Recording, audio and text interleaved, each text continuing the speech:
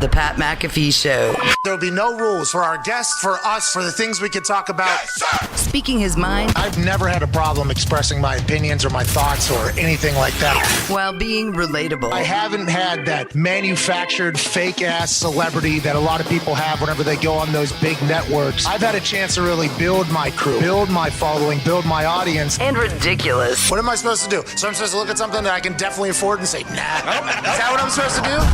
The Pat McAfee Show starts in 3, 2, 1. Hello, beautiful people. It is Tuesday, June 21st, 2022, and this sports show with massive breaking news starts now. Let's ride.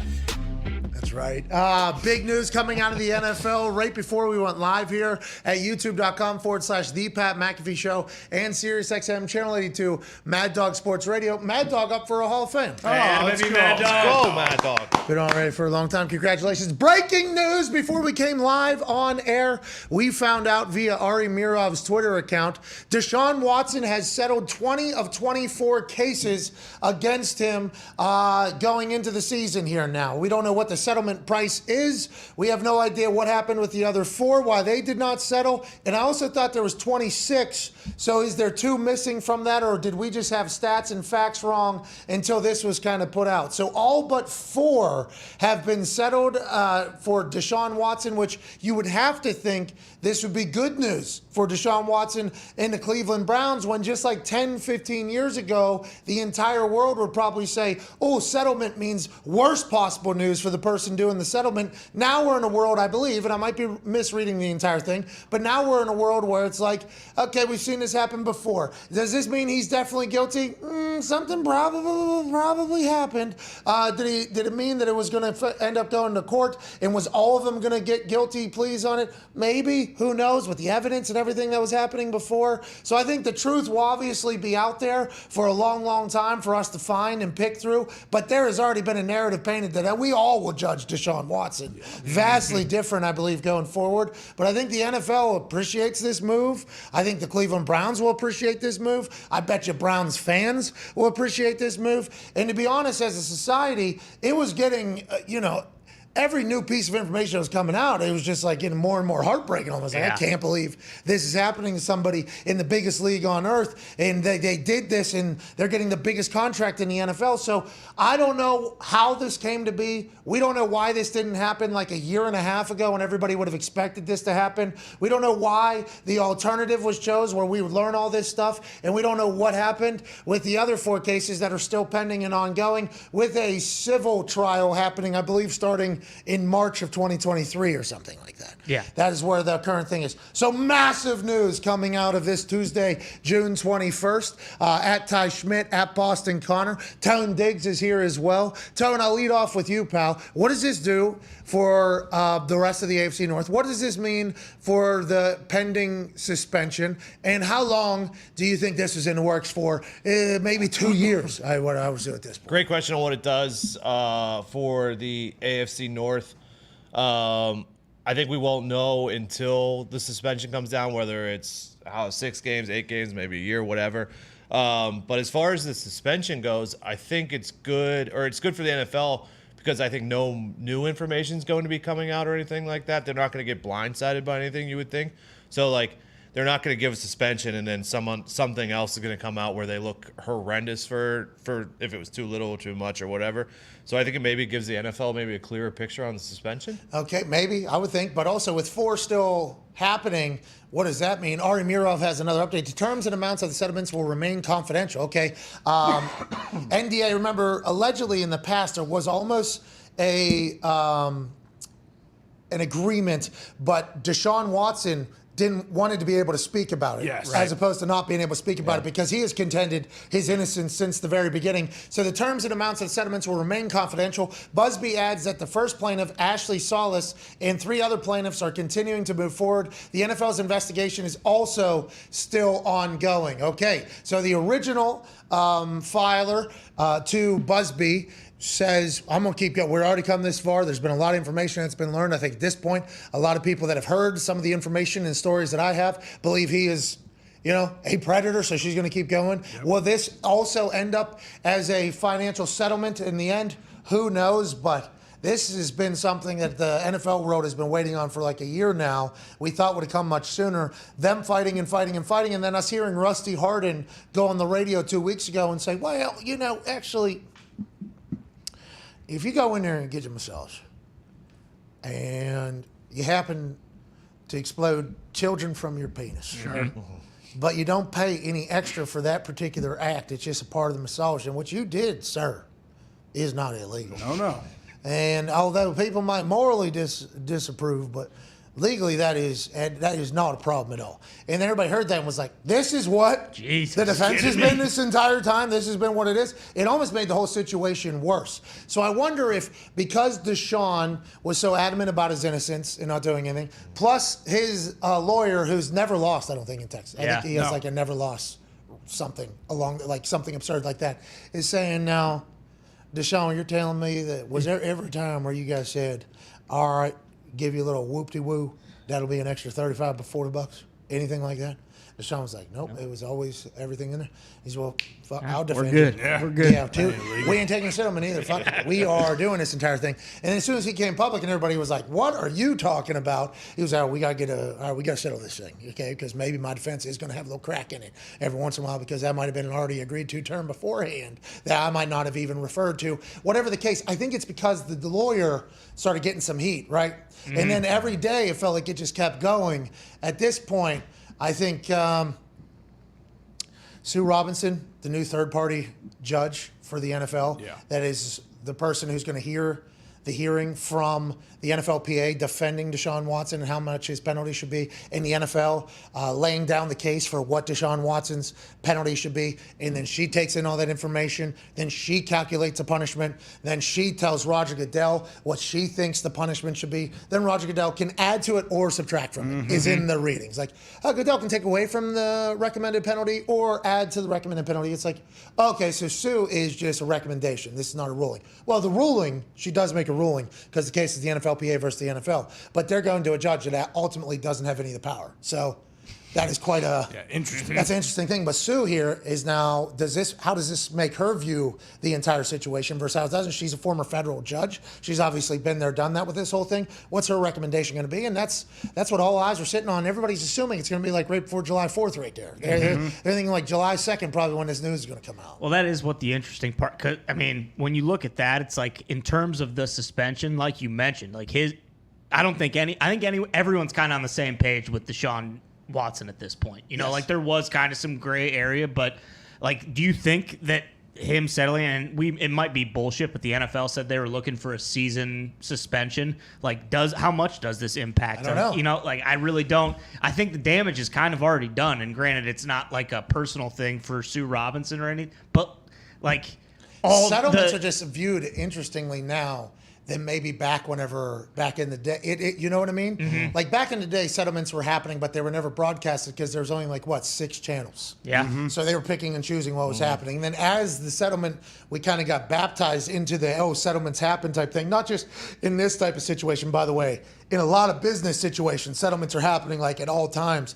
And it used to just automatically be an announcement of defeat almost. Mm-hmm. I feel like we have a different view upon it now, but in this case, I don't think anybody, you know what I mean? No. I don't think there's anybody. Whereas I think it's kind of universal how everyone feels about what happens it at stadiums, you think, whenever he's going to be terrible. Brutal. Terrible. He's going to get eviscerated. I mean, we saw what happened with Big Ben, and this wasn't even close to the extent. 2010 was when the Big Ben stuff happened. Mm-hmm. And we talked about this last week. People were coming after us for talking about this Deshaun Watson case. And where were you when Big Ben was going on? Well, I was in the league. Yeah. I don't know how old Connor was. Yeah, he was in college. We didn't have a show yet. Like I wish we did. We would have chatted about it. But the day he retired 12 years later, I mean, you're talking about hashtag big rape was trending. Oh, yeah. So everybody's talking about nobody really gave Ben his. No, people did. This is one of those things where when this type of thing happens in your life is going to be different forever. Whenever you put yourself in a situation where this happens, your life is going to be different forever. And I guess Deshaun has just got to a point mentally where he's going to get past it. He obviously just tries to, I don't know if he isolates himself or somehow, but forever this is going to be talked about. Yeah. Oh, yeah. And the Cleveland Browns are going to have to, you know what I mean? Like the dog pond. Mm-hmm. Now, I guess the only other alternative is what? He would have gone to 26 civil trials and won them all? Is that what that what they were going to think about? That's what they were thinking about doing from the beginning? Starting in March, though, so it would be the first one in March, possibly going for the next 3 years. Not settling, though. So them choosing not to settle as the cases were mounting. Was it like we'll go to court? Yeah, well, I'll go sit in the courtroom every time. 26, was that the thought they were going to do as it was continuing to come out? Maybe. Like, all right, it's 15. Remember, because it was coming like, Yeah. it was coming like, it's at 15. Well, we'll do 15 cases, 16. Yeah. I'll sit there, 16. Sure.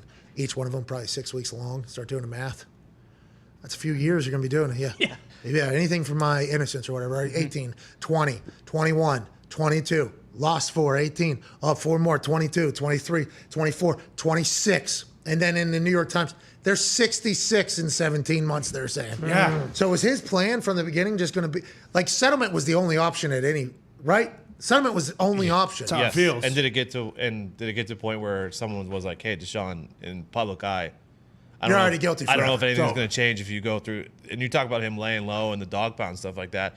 He did say that he went out to the movies and some Cleveland Browns fans bought him and his girlfriend or wife or whatever some big things of popcorn. So like they're behind him. Okay. Have some popcorn, pal. You've been through enough. You'll be all right. You're a Cleveland Brown now. It's about to get worse. Yeah.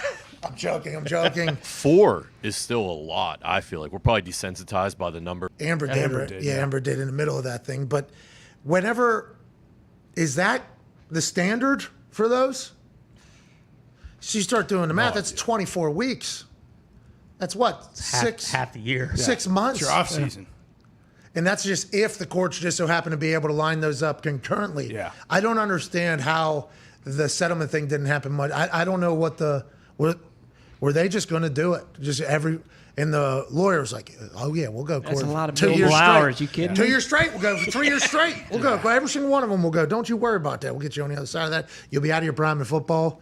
You won't be able to play football anymore. But there will be some people that think you're innocent because they paid attention to 3 years worth of. You know what I mean? Like I don't know what other option there ever was at this point. It doesn't feel like there was any. And now do you think that any of the, if there are a similar case where one of the 66 times he got a massage in the last 17 months, like there might be alleged, there might be other people that come forward now? Because if they see that he's settling, it's like, oh, okay, maybe there's a chance that, I could either continue on with the lawsuit like the other 4, or I could at least state my case on how I felt. Because I assume some were probably still scared. This is just like, and I don't mean to bring this up because this person has moved past this and is a much better place now. But when Tiger was going through his thing, remember? Yes. Denny's waitresses were coming out. Right. It was like every day. Every Every nook and cranny. Every day, Yeah. somebody. Well, at a gas station one time, we stopped to get our hands washed, and it was like, maybe. Yeah. Absolutely. At the time, it is interesting. You're right, though. We hope everybody learns from this whole thing. I hope the world is a better place now. And those 4, that is a lot. That is a lot to still unpack. Who knows how it plays out? Deshaun Watson makes a decision here that everybody would have expected a year or 2 ago, but what will Sue Robinson recommend the judge? Yeah, exactly. Roger Goodell now. I don't know. Because what do you think the NFLPA is even talking down? Like, do you think the NFL is just going in full season and they're just going to go from there? Yeah, so what? I don't know enough about how court cases go. I did watch Judge Judy for a good amount of time. Sure. Normally one of those things is, I need $2,000 for the blah, blah, blah.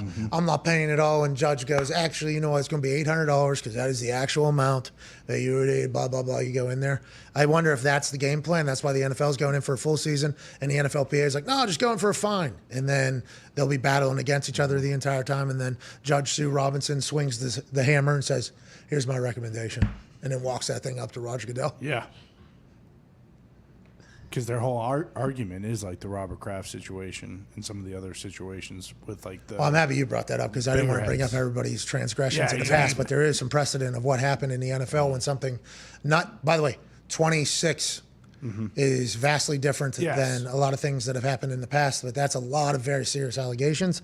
I do not want to be in the chair that has to rule on that, because no matter what you do is going to be wrong. You give one season, and there's people that aren't happy about it. You think he should be able to come back next season. I mean, there is not a right answer in this at all. And all eyes are on the dog pound, as they have promised him $1 million in salary next year. And we'll find out here in 10 days? $1 million is his salary next year. Yeah. That's how they structured the I wonder contract. what they thought the suspension was going to be. Yeah. That's just a pretty okay, so this one is $1 million. It's for the salary cap, obviously for the salary cap. Then the next year it jumps to like $50 million or $40 million or something. Then the next year after that. So, everybody knows suspension or game checks. Like that's kind of, that's what you're missing out on. Well, and they were privy to the stuff that he wrote to them, right? Because wasn't that what we talked about last week, where he actually had a statement to the Browns about what there possibly could come of this and how many there possibly could be, and that was kind of where if he wasn't honest with them, they could just void his entire salary. And then Andrew Brandt told us that his insight has said this year and the next year the contract are basically locked in regardless, no matter what you just said. Yeah. I guess the last 2 or 3 years had the ability to be opted out of that. Will we see Deshaun Watson play football in the next 2 years? And was settled. And he was suspended 6 games. That was later reduced to 4. So just simple math. He should probably get 12 times 4. 48. Probably 48 games. Yeah. That feels about right to me. They're never going to get it I don't right. know if he's going to play next year. I don't think he's going to play this upcoming year. So then it's the Baker Mayfield, Jacoby Brissett situation. $18.5 million guaranteed. And, Josina Anderson said yesterday, is Baker willing to take a pay cut to go play somewhere else because that's what it's going to take? Or is he going to take his $18.5 million and just start for the Browns and make it uncomfortable? Maybe he won't be the starter. Maybe Jacoby Brissett will beat him out. Maybe he'll be the backup for Jacoby Brissett in Cleveland. That is quite a scene over there. Just a year removed from making the playoffs and beating the Steelers in the playoffs after not winning forever. Forever. A year ago, we're talking about them going to the Super Bowl. Oh, well, dog pound made dirtbed. Joining us now is a man that not only was so damn good on a football field, he made it to the NFL, was drafted in the 6th round, but that's after taking a year off, being an absolute sensation. He would go on to become a Rhodes Scholar. Whoa. A neurosurgeon. Jeez. Excuse me. And go to Oxford while playing football for Florida State, the Tennessee Titans, and the Pittsburgh Steelers. Harvard neurosurgeon, now author of the book, The 2% Way, How a Philosophy of Small Improvements Took Me to Oxford, the NFL, and Neurosurgery. It is out now. Ladies and gentlemen, Dr. Myron Rolle. What's up, man? How you doing? Hey, Doc, how are you? I'm doing well. Thanks for having me. Look at that. You got a goddamn book up over your shoulder, dude. Let's go. Hey, let's go. Look at you, man. This is, could you have ever imagined all this? I mean, I assume at some point you had to, have dreams and aspirations, which is why you worked your ass off and everything like that. But there's no way you could. I just read off. Did you hear me read off your accolades? That is not what one human normally accomplishes, right? That's like a family. Yeah. That's like a town, not one human. Could you ever imagine this, Doc? Could you have ever imagined it? Probably not. My parents were incredible visionaries for me and my brothers, coming from the Bahamas and really laying it out for us to say, look, if you want to achieve something great in this country and in this world, you need to focus on your school, focus on your education, be good citizens, good humans, and doors will open up for you. And as I matriculated through school, through life, through football, meeting different people, forming networks, immersing myself in culture, and trying to just be the best I possibly can be, doors open up to write a book and to inspire people and to motivate and to mentor, and now to do brain surgery at Harvard here in Boston. So it's just been a phenomenal ride, and I'm very grateful. Yeah, what you just said there. Yeah, to motivate people and inspire people and write a book and do brain surgery. Yeah, like obviously, it's unbelievable. You're a special dude. I hope you obviously remain humble because you are doing brain surgery. But I hope at some point you look in the mirror and say, "I'm a badass motherfucker." Yeah. And I'm intrigued by the book here, The 2% Way: How a Philosophy of Small Improvements Took Me to Oxford, the NFL, and Neurosurgery. Out now. I read in the. Did you write this bio thing that I got? Yes. Oh, Yeah, wow. I knew it. Hey, this is one of the most. I don't read books. Okay, not my thing. I read a lot of tweets though. So normally the type of language that I read and the word choices that I read, very elementary. I say, what's that reader's scale? The Scholastic Accelerated Readers Program. Normally like 3rd, 4th grade stuff. This thing, one of the most well-written. I was reading it aloud. Who'd you say? Did Spielberg I said Stephen King right there. Yeah, Stephen King write this thing. It's unbelievably well put together. But here, how you found your 2% way that you've taken to your life. It was from Florida State University defensive coordinator Mickey Andrews, and he's from the Bear Bryant tree. And he said, someone in Alabama or Clemson is working just as hard as you. I need you to be 2% better than them in some way. And you've kind of taken that to your entire life. One thing from a coach in practice, and you've taken it to your entire life. What does that mean? Because, you know, like the Colts right now are 1% better every day. I've heard people do the 2% better. How do you actually piece that together? Is that just mentally saying, I need to get a little bit better? But whenever you put a number on it, how do you decide what the hell the number is? And is that number changing literally every single day? Because 2% of something that is 2% added the day before is bigger than the 2% that was 1 week ago. So I just need to figure this out for me. This would be great if you could break it down for me, Myron, because I've been wondering for some time now. No, I appreciate that. That's a really good question. So you're right. It started from Coach Andrews. He was the originator of this thought, this idea to all of my teammates. He wanted us to get a little bit better every day in practice, whether it be our stamina, our ability to disguise blitz packages, our ability to high point the football, whatever it was. He wanted us to get a little bit better and had those small incremental growths. Because if you get 100% better tomorrow, it's almost impractical. You know, no one really can do that. But so we wanted it to feel real, manageable, realistic. And so I took this thought process, brought it to life, as you mentioned, and now I use it in my professional life as a physician, my personal life as a father, as a husband, my relational life, my spiritual life, just trying to stack the days and win each day. And so when we say 2%, the number 2 is not as important as just the manageable small bites that you take, right? If you can do something just a little bit better and just move forward just a little bit more, you focus more on your progress than your deficits. You focus more on your growth than what's going on around you. To me, it quiets down the background noise, allows you to focus and lock in to your purpose, your goal, whatever it is. You know, I wanted to always be a better neurosurgeon. I've always wanted to be a better community advocate. I've always wanted to be a better son, a better brother, a better husband to my wife, doing all of these things. But if I felt like I was rushing or out of pace by moving too fast, too soon, too quick, then I knew it wouldn't work. But if I just take small steps and self-reflect every day after each day and say, you know what, I did a little bit more today. I communicated a little bit better today. I read a little bit more today. I prayed a little bit more today. I worked out a little bit more. Whatever the case may be, you look back a month, 6 months, a year from now, and you can see the growth you've made. You see the steps you've made, and you know you're a better version of yourself. So that's what we wrote about in this book, and we're excited to share it with everyone for sure. I can't wait for people to read it and learn about it because it gives people purpose too, doesn't it? I mean, whenever you... oh, no. No, we lost him? Oh. Hey. Welcome back. Great to see you. Great to see you.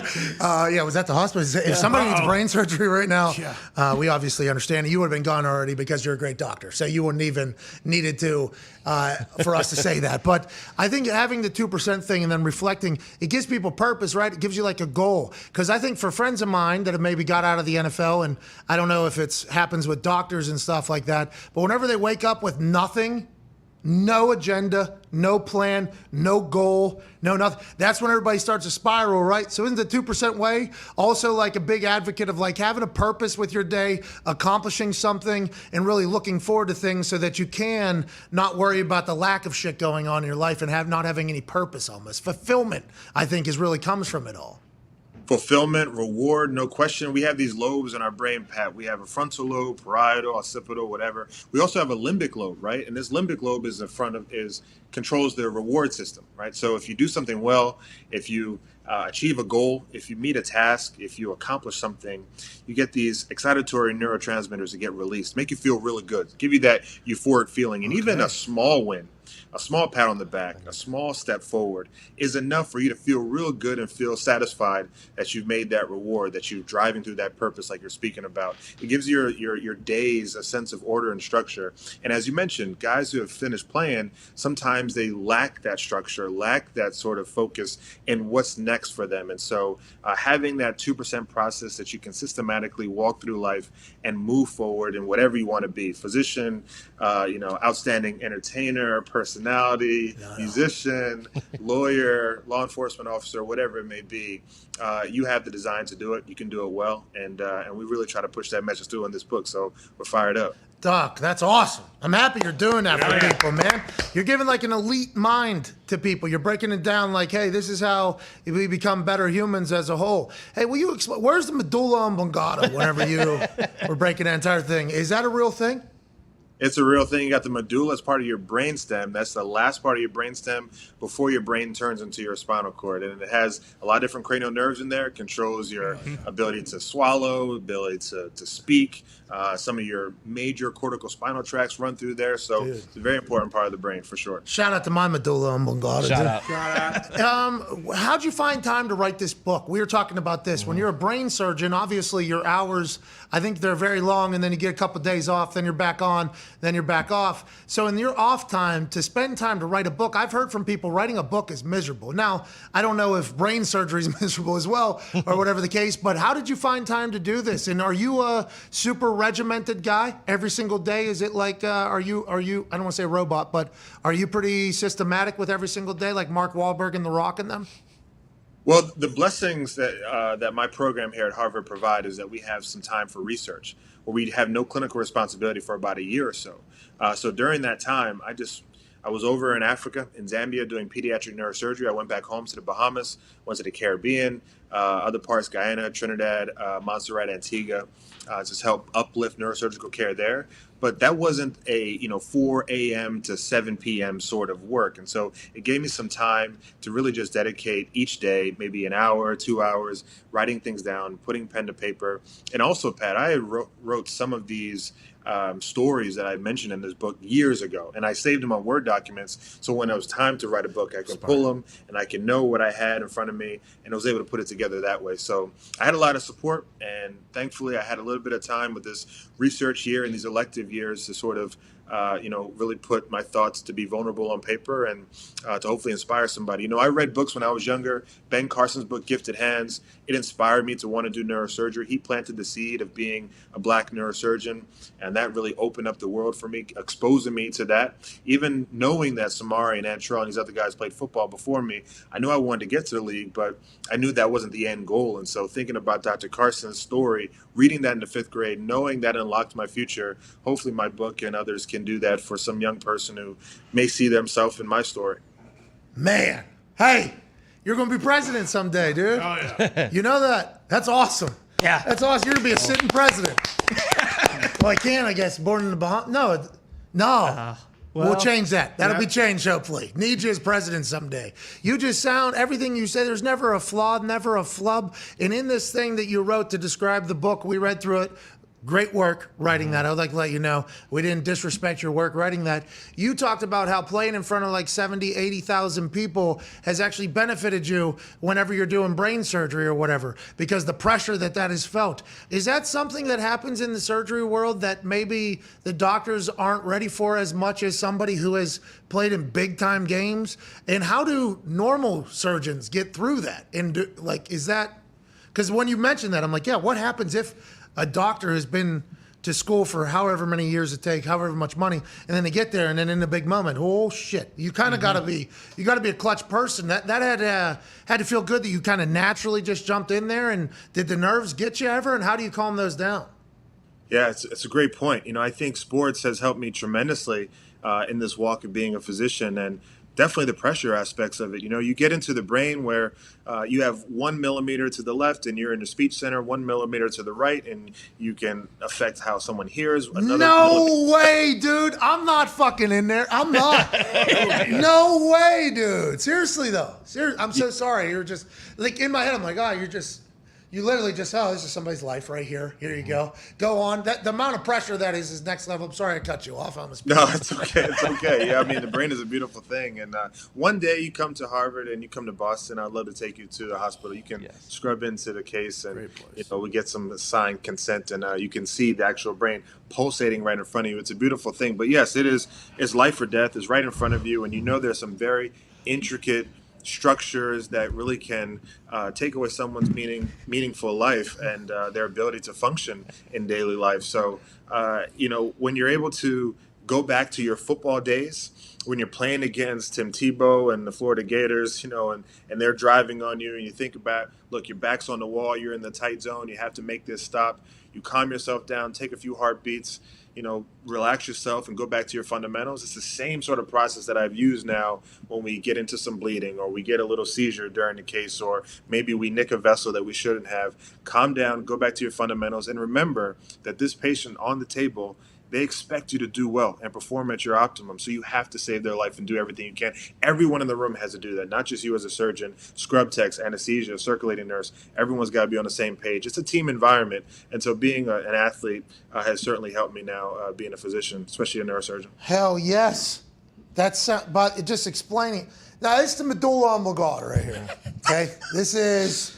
I do believe I don't need to go into the surgery room. If you guys want to send me a Harvard shirt, though, I'll wear it. I'll wear it. This is the medulla oblongata right here, right? Yeah, yep, right over there. Yeah, that's about right. And then this is the which one of the?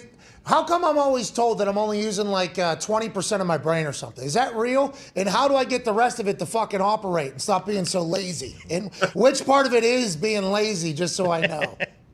Are you right or left-handed? That's one question I got, Pat. Right-handed, but I bat lefty. True. That's right. I bat lefty in baseball, but I am right-handed. Okay, a little bit of everything. Well, your speech center is probably in the left side, your left part of your brain.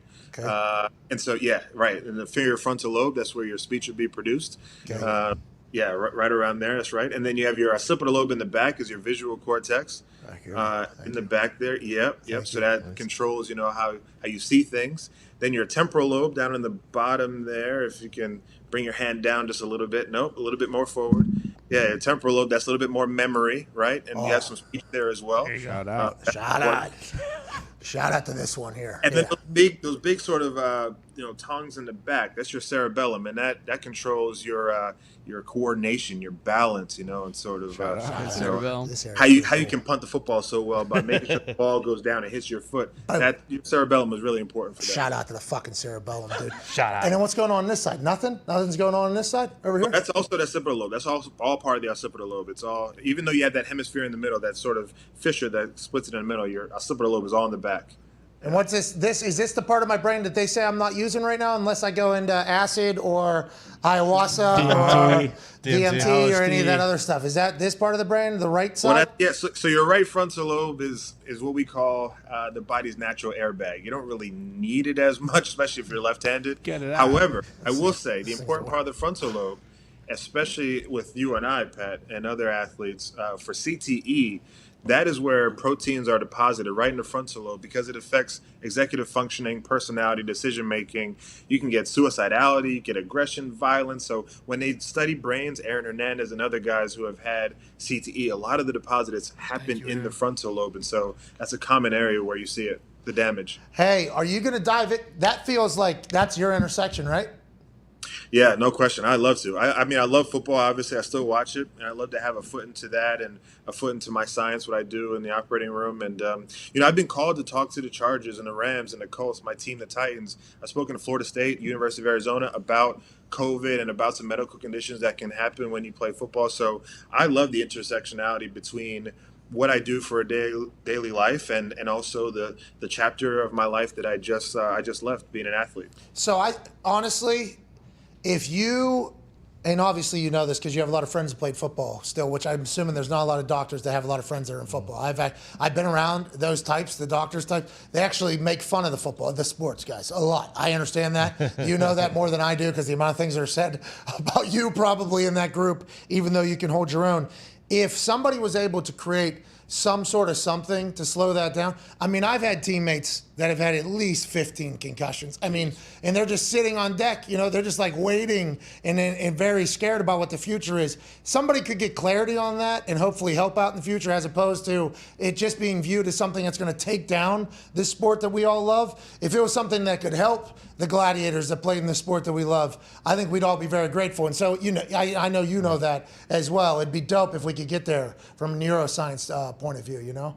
Yeah, I believe 100%. And I think we're working towards that. And I think there's multidisciplinary sort of approach to try to affect change in CTE from neurosurgeons, neurologists, sports psychologists, all different elements. And one thing that I tell former teammates of mine when they ask me, hey, what can I do to help my brain, right? I tell them, one, eat a lot of vitamin E. I think that's important. Pumpkin seeds, all these different vitamin E rich foods. I say get a lot of rest. What is vitamin E? I've never heard of this. How come this is the first time I'm hearing of this? Vitamin E, I'm sorry. Hold on, okay? And E is important. Mocha is important, right? So, you know, you can get that from coffee eggs. Right, you got it. You got it going, no question. I said getting a lot of rest is important. People often think that you got to grind all the time, but when you rest, you have this glymphatic system that sort of takes away the metabolic waste and sort of drains it away when you sleep, and it's most active when you do get good quality rest. So that's important. Staying hydrated is important, Pat. So you got to stay tanked up, right? Blood volume, body fluid, got to keep it up so that nutrients and minerals can get to your brain tissue. And then I tell my teammates all the time, you should do maybe 10, 15 minutes of brain teasers, crossword puzzles, some sort of activity for your brain, for your mind, to keep it active, to keep it moving, just like any muscle. So I give that advice all the time to my boys because I think it's important. You got these young men who've given their life to this sport, and you've seen the degeneration processes that have happened, so early in some of these players that we're trying to avoid that. They need to preserve life because they're valuable members of the community and they're of their families too, and we need to keep that going. Yeah, and their stories are worth being heard too. I think every ex-player has a story that could make them money if they figure out how to use it, but that's a conversation for another day.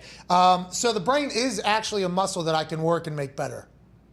No question. We got this thing called neuroplasticity, right? So you can have different cells that learn and rework and rewire, find different ways to learn things, right? Let's take, for instance, we have patients who have strokes, for instance, and sometimes these strokes can cause brain cells to be lost, essentially. But the cells that border where those cells that have just died, those new cells can say, you know what, I'm going to learn how to speak. I'm going to learn how to see this way or see that way. Dude, this shout old out cell to used the to be able brain. to do that, but now I'm going to take over that role and sort of learn it. It takes some time.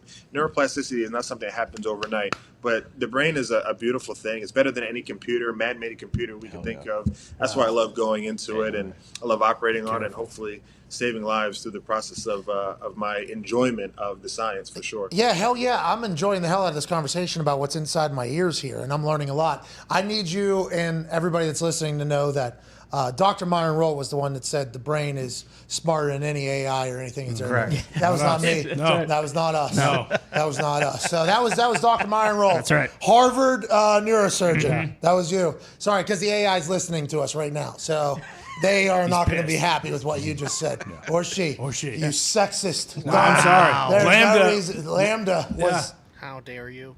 Boom. See? That's your problem. What do you mean? Ty, your question for Dr. Hey, we appreciate this. This is an incredible conversation that we never have on this show. And I don't think I get to hear enough of, although incredibly interested in the brain because you only have one, you know, I use mine way too much and it never shuts down. So I would like to learn about it a little bit more. And I only know one neurosurgeon, believe it or not. Go ahead, Ty Schmidt. Dr. Rolle, how hard was it when you have something like COVID where it's kind of all hands on deck and that isn't necessarily what you're trying to do with the, neurosurgery, but like how hard was it when, I assume most of your time was dedicated to that. Do you ever feel like you had to kind of like double up on, because I assume there's like a path that you have to stay on here to make sure you're on top of your shit, but how difficult was it balancing the two when COVID came? Yeah, it was very difficult. It's a great question. I think our hospital, Mass General, was the main feeder for everywhere else in the New England area. People just came to us And if they had COVID, if they had suspected COVID, they were walking through the doors, sometimes being rolled through the doors, and we needed more bodies. And so the elective surgeries that we had planned as neurosurgeons, orthopedics, OB-GYN, plastic, no matter what you did, that was put on hold. And we needed bodies actually to man the surge clinics so that you can triage patients and take care of them. It was a steep learning curve to try to figure out this respiratory illness, learn about it, learn what infectious disease consults I needed, what sort of imaging was necessary, how to flip patients prone, how to think about COVID and how to protect myself, because my wife was pregnant at the time, so I wanted to make sure I wasn't passing anything on to her and our unborn child at the time. So what, again, I think helped me during that moment was football. And I keep going back to it, learning how to be flexible and adaptable, how to adjust on the fly, knowing that, yes, I came in to do brain surgery, spine surgery, but I'm needed now, and we're all needed in the emergency department to help out with these very vulnerable and sick patients. So difficult time. Now, thankfully, we're back to our normal pace at our hospital where we're able to do surgeries that we love, and I'm able to help people in the science that, I've grown to be a part of. So it's exciting. You just brought it up there, and I don't mean to change subjects too much, but I feel like as somebody who, hopefully I'll be able to have a child someday, and when I do, I feel like it should be mandatory that every kid has to play in a team sport. Like, I honestly, the people that I've met that haven't played in a team sport, I almost immediately recognize whenever a situation arises, like, hey, not everything's going to work out for you. Like, not everything is going to be awesome. There's going to be terrible times where you're going to rely on other people. You have to trust people to do stuff. Like, I feel like team sports really teach some things that I think are vital to the success of a human. Now, I'm just saying that strictly because I grew up in all team sports, but it's nice to hear you talking about it as well, because that's from a completely different, place of society almost that doesn't do sports at all. I think that is, I'm happy to hear you talk about team sport like that, though, honestly. You're absolutely right. Communication. How do you communicate with people who are different than you? How do you take coaching? How do you understand when, you're being told a good instruction, maybe in a firm voice, but you got to, sift through some of the maybe coarse language and get to how is this person trying to improve me? And then knowing how to lose. Right? You have to know how to lose and how to bounce back from that. Not all brain surgery or spine surgery ends up well, right? Some outcomes are poor, some are less desired, and it's a difficult time. And sometimes it's life or death in those instances. But you have to find a resolve within you. You have to find a way to be better the next time, and because the next patient is expecting your utmost. They're expecting you to deliver. They're not expecting you to still wallow in sorrow from the past defeat that you just had. And so, yes, I agree. Team sports helps you be a better human, a better civilian, a better leader for sure, a better employer. All around, I think it has so much value. And so I tell my mentees all the time, especially the ones who do participate in sports, keep it up. Take what you're learning in practice in the weight room on a game field, because it can translate to what you want to do the next chapter of your life, the next phase of your life, when you're going to have a valuable impact in the community. Go ahead, Connor. Yeah, doctor, speaking of the next chapter, actually, you played in the NFL, you became a brain surgeon, now you're an author. Are you going to go to space next? Or here we go. Be like Space a Navy doctor. SEAL maybe? Space What do you doctor. think? Yeah. Oh man, I've always thought about how policy can help, and I don't know if it's it's in the Bahamas and the Caribbean. I'm not sure if it's here, but how can you affect change in many lives, many generations? And I'm not sure if that's in public office or what, but I feel that there's after neurosurgery or whenever neurosurgery is done with me, that there could be an opportunity to try to affect change through driving systematic changes where you're just shifting the way people think about health or access to health, equitable, timely access to health. Think about those individuals on the margins, so they're educated, so there's, they have resources to do what they need to do. I know my family, my story, origin story, coming from the Bahamas and coming to this great country of America, having this opportunity to do well. The doors opened up for me because I grinded, I worked hard, I had great support system. I had a few breaks here and there, but the opportunities are presented, and not everyone has that. And I just want to try to provide that for the most people as possible. possible. And if it's through policy, if it's through a larger organization that can spread that sort of goodness around the world, that would be fantastic. That may be the next chapter, but I think we're a ways away from that. Hell yeah. I'm still in love with the brain. Hell yeah. Hell yeah. We need you on the brain for at least until you cure CTE. Yeah. Go ahead, Tone. Doctor, I've also studied a lot of medicine in my day. And the one thing that I've noticed in my studies, and you talked about, taking criticism, stuff like that. But when you're going through your residency, and specifically surgical residency, is it as competitive as I've noticed between you and the other residents, trying to get surgeries and attention from the lead doctors and stuff like that? Yeah, definitely. It could be difficult when you're trying to manage personalities, but at the end of the day, you're trying to figure out how you're going to help this patient the best they possibly can.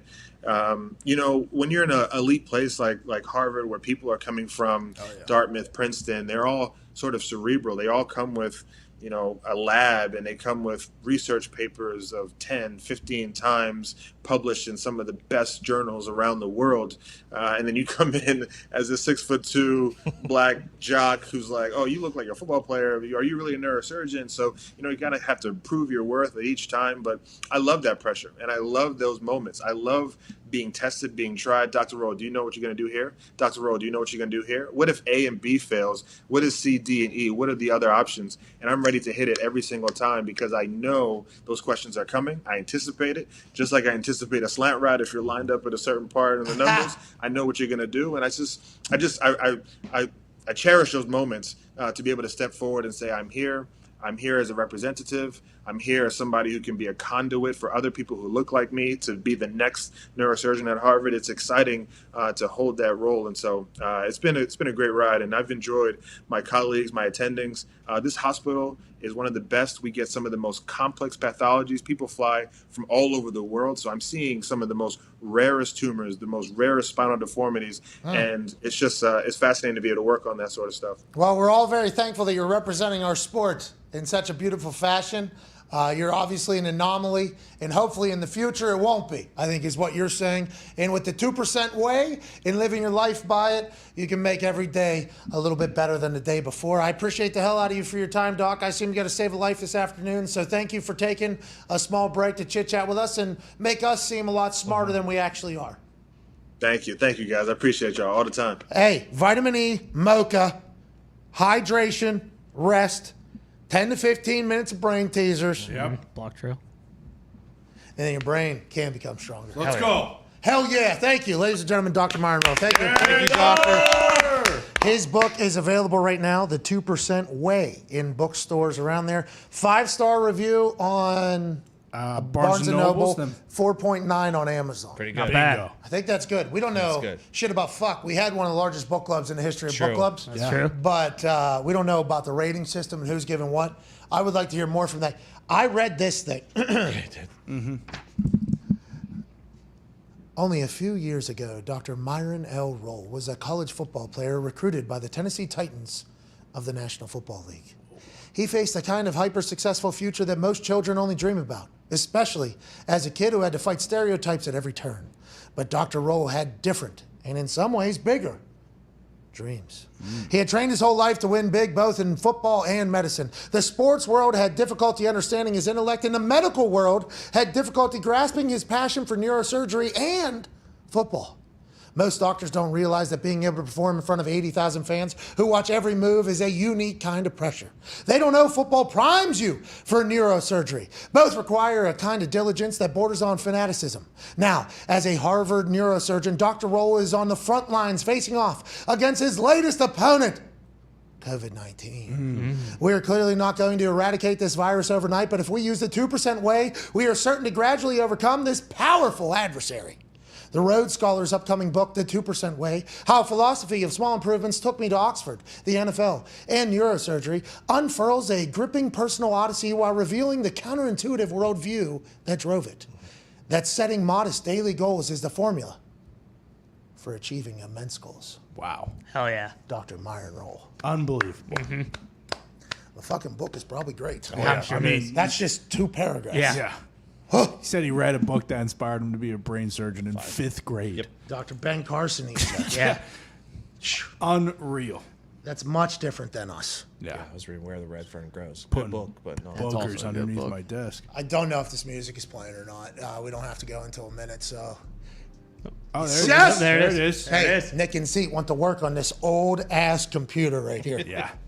What a good hour there. Yeah. Unbelievable. Medulla oblongata right there. Right there. Right next to the spine. Right here. And That then, stuff is very interesting. hey, this is where the personality and everything kind of lives. Yep. This is where the memory is, though. This some bitch right here. Balance across the back there, it kind of holds you down. This memory right here will be fantastic.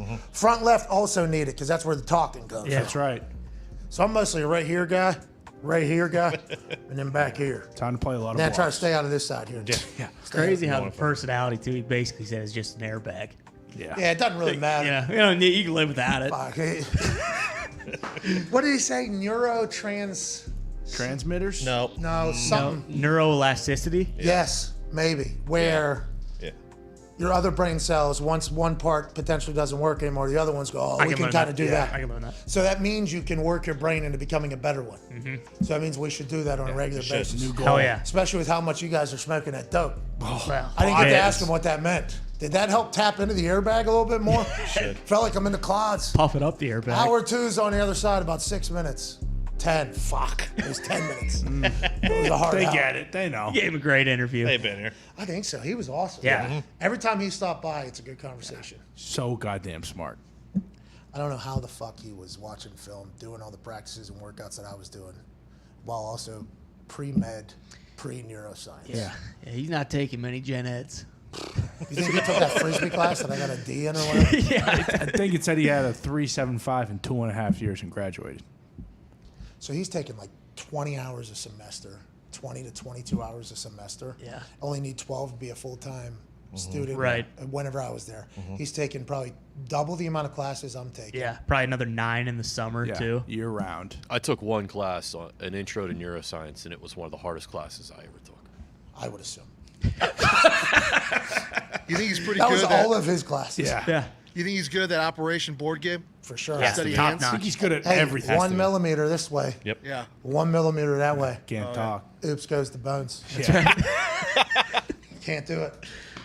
What's another one of those games? Break the ice, don't break the ice. Yeah, classic. That Great game was was great. Yeah, Hungry Hippos. Hungry Hippos. That was a good That was game. more of a meathead game. Shoots Yeah. and ladders. Shoots and ladders, good game. So we went the wrong direction. Well, the one that I actually thought of was that one that's been going on or was going Yeah, on. we were talking about surgery. Where Yeah. You have to be like Touch, efficient. very meticulous. Yeah, you At guys least are like, mine well, have- how about- hungry hippo. At least mine you used your hands. That's just rolling dice. No, hey, you got to use your hands. The but that- putting the shapes and the shaking thing. Yeah. Yeah. About Yeah. operation. Oh, yeah. Yeah. So Yeah. Well, operations getting it out. Yeah. What is the ones putting it in? pop it, pop. The one where you have When to the put timer- the yeah, and then it all pops. Yeah. That's what Z was talking about. taboo. Oh, No. I all would the even throw shapes. Jenga in there. Operations the same thing, right? Because if you touch the side, Yeah. it blows up. Zing. It's Yeah. like that thing at the state fair that you got to go around Right. the, Yep. the Yep. thing. So his hands, he picks that thing up and it's Yeah, Yeah. the whole thing. You know that one people do where they drop Perfection like was the one drop? shapes. perfection. That was Perfection. tough. That's a Yeah. tough one. We had that as a. Yeah, beat Pat McAfee. That's There's right. people bet. I think there was over $100,000 bet on me playing that game back whenever sports gambling was very illegal and not regulated at all. That's right. What was the other one? The IKEA shelf. How long will it take for yeah. you to put it together? Still not together. Still. That thing had a 45-minute time limit. That thing is still not put together properly, I don't think. I think Phil's kids put it together finally. I forgot that's what it was. I just tapped out on that. Oh, the good old days. Anyways, we just took a trip. We just took a trip to right here. That's right. The good old days. Yeah. That's what this part of the brain is. The back right or back left above the balance boards here. Sure. It's where the good old days live. That's right. So make sure you think about the good old days whenever yeah. you. It's right here. Give it a pat. Give it a little Miss you. Miss you back here. I feel like we just took a trip. Yeah. We did Nick's intro to neuroscience. Yeah. I did. Got 2% smarter today. Pretty good. Oh, 100% today. We got 100% smarter. I think we There's did. a lot He of- actually said in the middle of that interview, you can't really get 100% better in a day. And I almost said, like, I feel like I just got 100% better in the whole brain Yeah. education thing. Agreed. Today. So that means tomorrow I got no shot. No, but What happens if you do? Can you store 2%, you think? Like, I'm going to go 5% today, so that the next 2.5 days, I ain't got to do anything. Well, that sounds like if you played 2 times as much block trail a day, get a good night's sleep. True. That's what it sounds like. Drink some water. You'll be all right tomorrow. Drink some coffee. Hey, I'm in that block trail. I know. It's so fun. It's awesome. I'm going to have to put more money into my account because I don't even have 60 cents to play. Yeah. Well, now that hockey's coming to an end, too, that's really all. Bro, this has been a beating to my account. Yeah. This is every offseason with these sports I don't know shit about fuck about. Did you bet on the Bolts last night? You're goddamn right I did. Hell yeah. Hell yeah. I also bet on Patty Maroon to have a point. Okay. Fucking love that guy. He did. Good odds. He did, but I only bet like $6 on it because that's all I had. Sure. Yeah. Sure. Last night I had one of my best betting nights of all time. I could only bet $4 max. It's tough. That's the way it goes. Big rig out of baby. Yeah. We got Elliot Friedman. Friedman. Friedman, obviously. Everybody knows that. He spells it fried, but he's not from our country, right? No. Well, I hope I spelled that right. Did you double check? No way did he double check, but also I feel like you're right. Maybe, because I'm looking down at it, I believe Elliot has 2 T's, and there's only one in there. And an E at the end. Well, no, there is an E at the end. He spelled it right. F-R-I-E. He missed a T. Yeah, but no. That has nothing to do with my pronunciation. Yeah, Friedman No. is what we were I talking wouldn't have gone Elliot. Yeah. Right, you know what I mean? A little different there. Mr. Friedman, though, Nick, can you please explain to the people, and maybe some people have a microphone in front of them, just exactly who this legend and champion of hockey is? Yeah, you've probably seen him randomly placed in your timeline from retweets from hockey fans you may follow. He is basically the Rapoport, the Shams of the NHL world. Oh. So he's the insider to the insiders. He's That's an Weeksy. incredible analyst. So is he Hey, Weeksy? Weeksy's coming for the crown for Freed still has. Oh, you think Freed's is scared of Weeksy? That's a good can't question. wait. to ask, actually. So how long's he been doing this for? Long time. Like He's 20 years? He's big. He's much bigger in Canada, obviously. He is a main panelist on the Hockey Night in Canada, which is a long time story tradition. Okay, here we go, Canadian Freed. Wow. All right, I can't wait to talk to him about hockey. You know, last night was a big deal. Look at how good this son of a bitch looks. So he'll know like how many players Pens are getting. He'll know that. He'll know when Pasta's wearing the Penguins jersey for the first time. Actually had a dream last night that Pasta extended, so sorry, boys. Looks like he's sticking around. What are you, a fucking fortune teller? I'm just saying, you know, your dreams matter. That's how deja vu works. No. Yeah. No. Yeah. Deja vu Look is at giving- how good you feel about you. I do. Your dreams Sometimes. means. Okay, well then the next, I would like to get the score of whatever game you dream about next, because we could all make money off Well, it. there's no chance I dream about any game soon because there's still only 79 days till NFL football, and I don't dream about hockey unless it's Pasta. What is it? 14,000 144,600 minutes. 144,000 minutes. There it is. NFL. We're close. We're back in 4 minutes. No AJ Hawk today. He just takes days off. Yep. God per fucking usual. stinks. That's what the guy.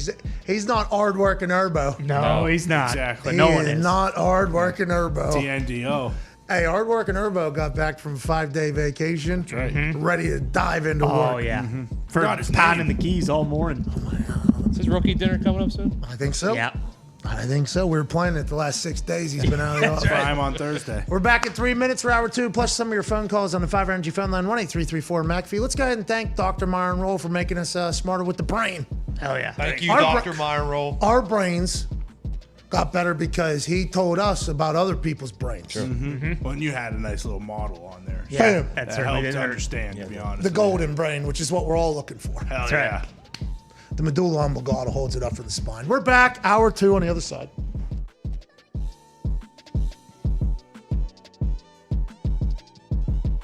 Hell of a machine. 310J, dude. Oh, top of the line. That's when they were singing about being sexy. That's right. The 310J, when somebody saw it, that's sexy, and he was like, the country music, you're right, it is. She thinks my tractor's sexy. Oh, look at that. Hell yeah. Hell yeah, Holy dude. shit. Hey, that's got a good cockpit in there. Yeah. Kind of looks like the Pope Mobile with all the glass around the top there, but it ain't no Pope Mobile because this one's fucking breaking grind. Hell yeah. Party in the front, biz in the back, am I right? Well, I do believe we got business on all both sides. ends. That's right. Yeah, the plow down there in the front is, although a good time. It is a good time to get that thing going. Fun. Business is being handled, dude. Everyone's getting plowed. And then on the backside, whenever you start cracking earth, Oh yeah. oh my You God. need the excavator back there, the big dog. And the thing about the seat on this 310J, it turns. Yeah. So it's always in the front. Whatever you're working on, business can be on the front, both sides. That's right. Controls all around. We worried about those front tires? No, not at all. That's how they roll. No, they survive anything. Those are standard Deere backhoe tires. Look at the back Someone like you tires, might be worried Foxy. about Yeah, exactly. Foxy. I'm just asking questions. Foxy, it ain't about the front wheels. It's always about the back. That's right. All right, because these rear wheel powered vehicles that you would never Yeah, understand. you don't know anything about that, Foxy. You have no I idea. would not know. Wake up. I got friends that know. I don't know. Listen, when you're drifting gears, okay, on a rear wheel, especially if they're 600 some ponies, you got to watch for like any, plot holes or debris. Of course. Because you can and then hit a tree. Because the back end kicks out. And then you won't drive that car ever again. Because how are you not supposed to drift it? And I guess, how are you not supposed to hit another tree? Yeah, right. That's my life. Doesn't have to be yours, though. Thank you, Andrew, for calling from the 310J. That's a beautiful piece of machinery. It is. Gorgeous. Take that thing another round. Oh, look at that thing prop itself up. Lift kit. That's why the wheels don't matter in the front, pal. Yeah.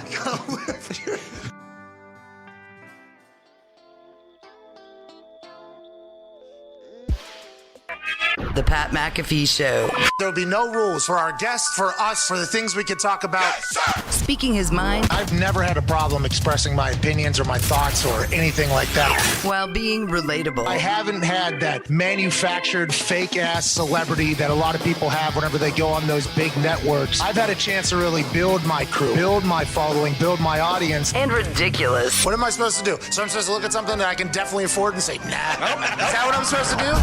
The Pat What the fuck are McAfee you Show doing? starts in 3, 2, 1. Hello, beautiful people. Welcome back to that show. Hour 2 on this glorious June 21st, 2022 shall begin now. That's right.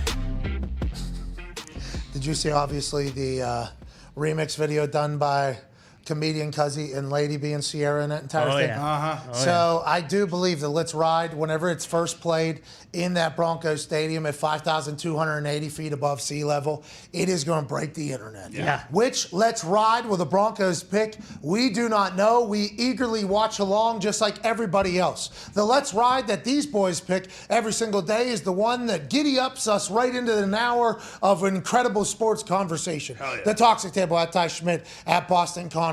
One half of the Hammer, Dahn. Cowboys, Tone Diggs is here. And I would like everybody to take a minute and think about how much smarter Dr. Myron Rolle is than all of us. 8 times. 8? Times 4, 32. Great math. You just wanted to showcase. Look at You just wanted that. to showcase. Sorry. What's up, doctor? What's you up? do that math? Huh? That quick? Yeah. He is so much smarter than every human I've encountered in some time. Andrew Luck could probably hold his own in the conversation, but it's two different maths. Yeah. Or two different convos. It's like an architectural engineering thing, and then doctor brain is just like the doctor brain diagnoses things whenever they're chit-chatting. So it's a breakdown, then a follow-up, then a conclusion. The engineers just using massive words and can piece things together in beautiful fashion. I don't understand either of them. I'm right here in the middle, but that one is always a good convo to get into, I think. I feel much better about myself after chatting with Dr. Myron Rolle than most other guests that we have on this show. Yeah, I mean, when he's talking about doing brain surgery and moving stuff a millimeter, like how intelligent you have to be to do all of that is, I mean, granted, like you said, Luck is probably pretty smart, but like there's how many fucking people? He's one of one. 1,000%. Thanks for coming on the show, Doc. Thank you, doctor. Okay, there's some things going on in the NFL that doesn't involve future NFL players becoming neurosurgeons. No, definitely not. Okay, I don't know if that story's going to come around a lot, but when it does, we will have to talk about it. And when we do so, we'll be incredibly proud of the NFL having a fucking neurosurgeon at Harvard. Unreal. Everybody can eat shit, by the way. Yeah. How does the NHL got that? No. No. Does the NBA got that? No. Does the MLB got that? No. Does the MLS got that? No. Well, They don't. maybe. They don't. Who? Who? I don't know. Taylor Twellman's on ESPN. He ain't fucking neurosurgeon. Twellerman's pounding a lot of drums these days, but he's not pounding the medical drum. We know that's for sure. What does that mean? You know what it means. What is that all You about? know what it means. There is people incredibly upset about Brooks Koepka going over to the LIV Golf Tour, just because 3 years ago he chatted about money not mattering. His happiness is what matters most to him. And now 3 years later, he is taking a deal with LIV, which was broken by Sky Sports and Telegraph. And Joe Pompliano in beautiful fashion says the 4-time major winner will reportedly make his LIV debut at next week's tournament in Portland, Oregon. Okay. Now we have chatted about LIV and how mad everybody has gotten about this. It has now gotten to the point where reporting about which players are going to LIV, you're being described as defecting to. Now, there is multiple definitions of defect.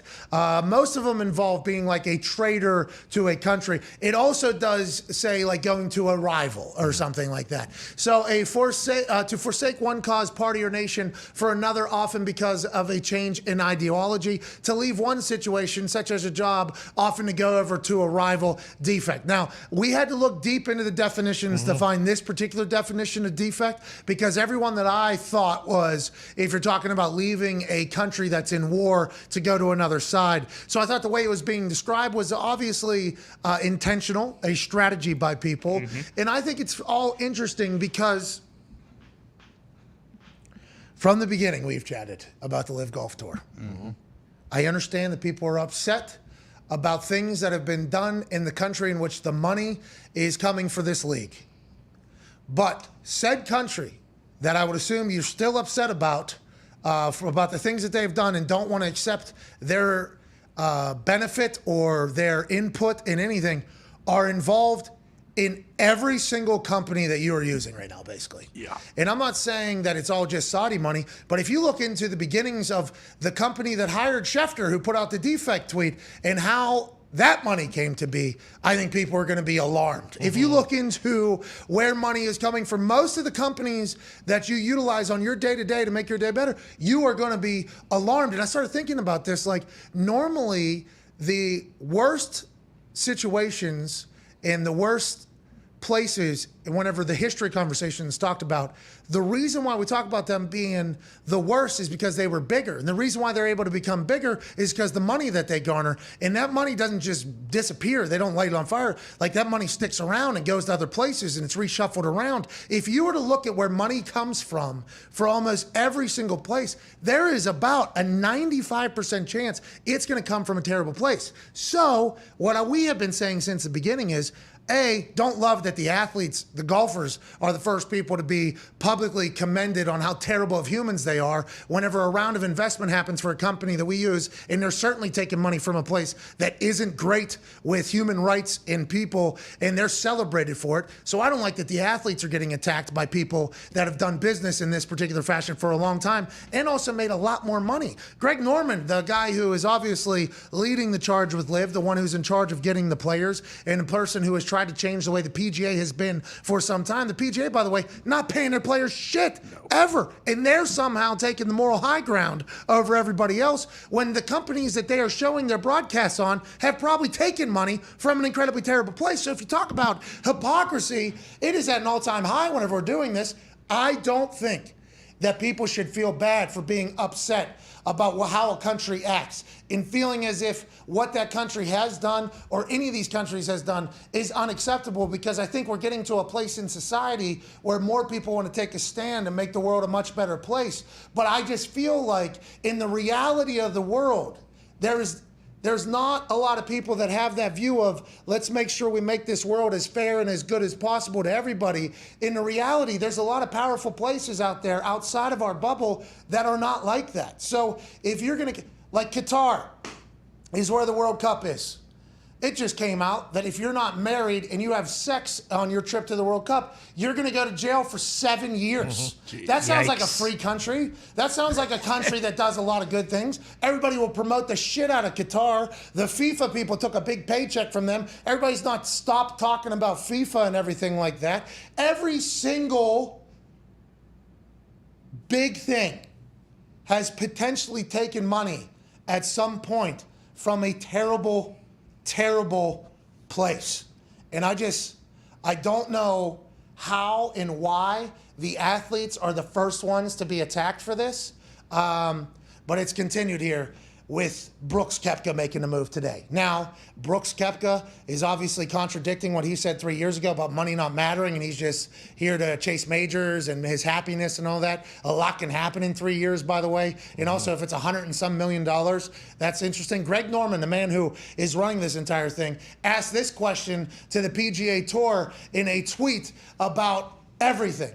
Why does the PGA Tour have 23 sponsors doing $40+ billion worth of business with Saudi Arabia? Why is it okay for the sponsors? Will Jay Monahan go to each and every one of those 23 companies and suspend them and ban them? I think that's a great question. Yeah. And by the way, $40 billion in business is a lot more than we all expected. I thought it was going to be in the billions, 40+ billion with 23 of the sponsors of the PGA. Now, is this 100% accurate? Who knows? But Saudi money is basically in every single publicly traded company. Every single one of them, basically, in our stock market. The United States is doing business with Saudi Arabia every single week, every single day. So if we're just going to grandstand, against athletes being morally incomprehensible or whatever the fuck that term is, should we do it for everything else? And if we do, what is the $1.2 trillion they're sitting on? What is that? Did you stay with them? Did you stay with them forever?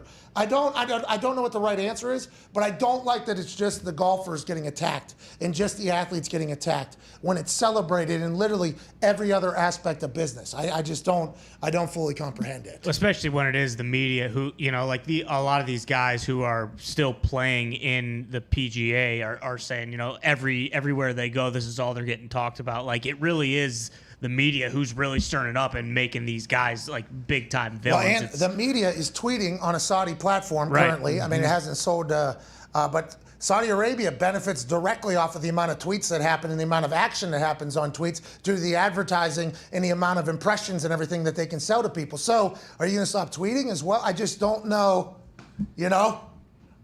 It's an awesome thing that we know more than we've ever known in the past. But we can't just selectively take information and pick and choose what's not good and what is good. And if we are going to do that, then your argument is basically sitting on a foundation of sand because it's tough to take serious whenever you're not doing it for everything. So it's just, I do not like the players getting attacked. I don't like it. Now, I don't love what has happened in these countries. People think that I'm backing what has gone on and stuff. Not at all. I don't like the completely ass backwards coverage of golfers getting money from these places and how businesses, most of them who these people work for, get their money and not talk. I don't know why this is the case. I have no idea why we've gotten to this point here. But I guess it's the world we currently live in. Yeah, it feels like Phil was one of those like elder statesmen who was one of the first to actually go to LIV, and his whole thing was, if I have a chance to change the PGA Tour, how can I say no to that? And now they are changing the PGA Tour where I think, the FedEx Cup, the top 50 players will be playing in their own tournaments. So there'll be 3 tournaments in the fall, allegedly, that was announced this morning for those that are in the top 60 official World Golf rankings.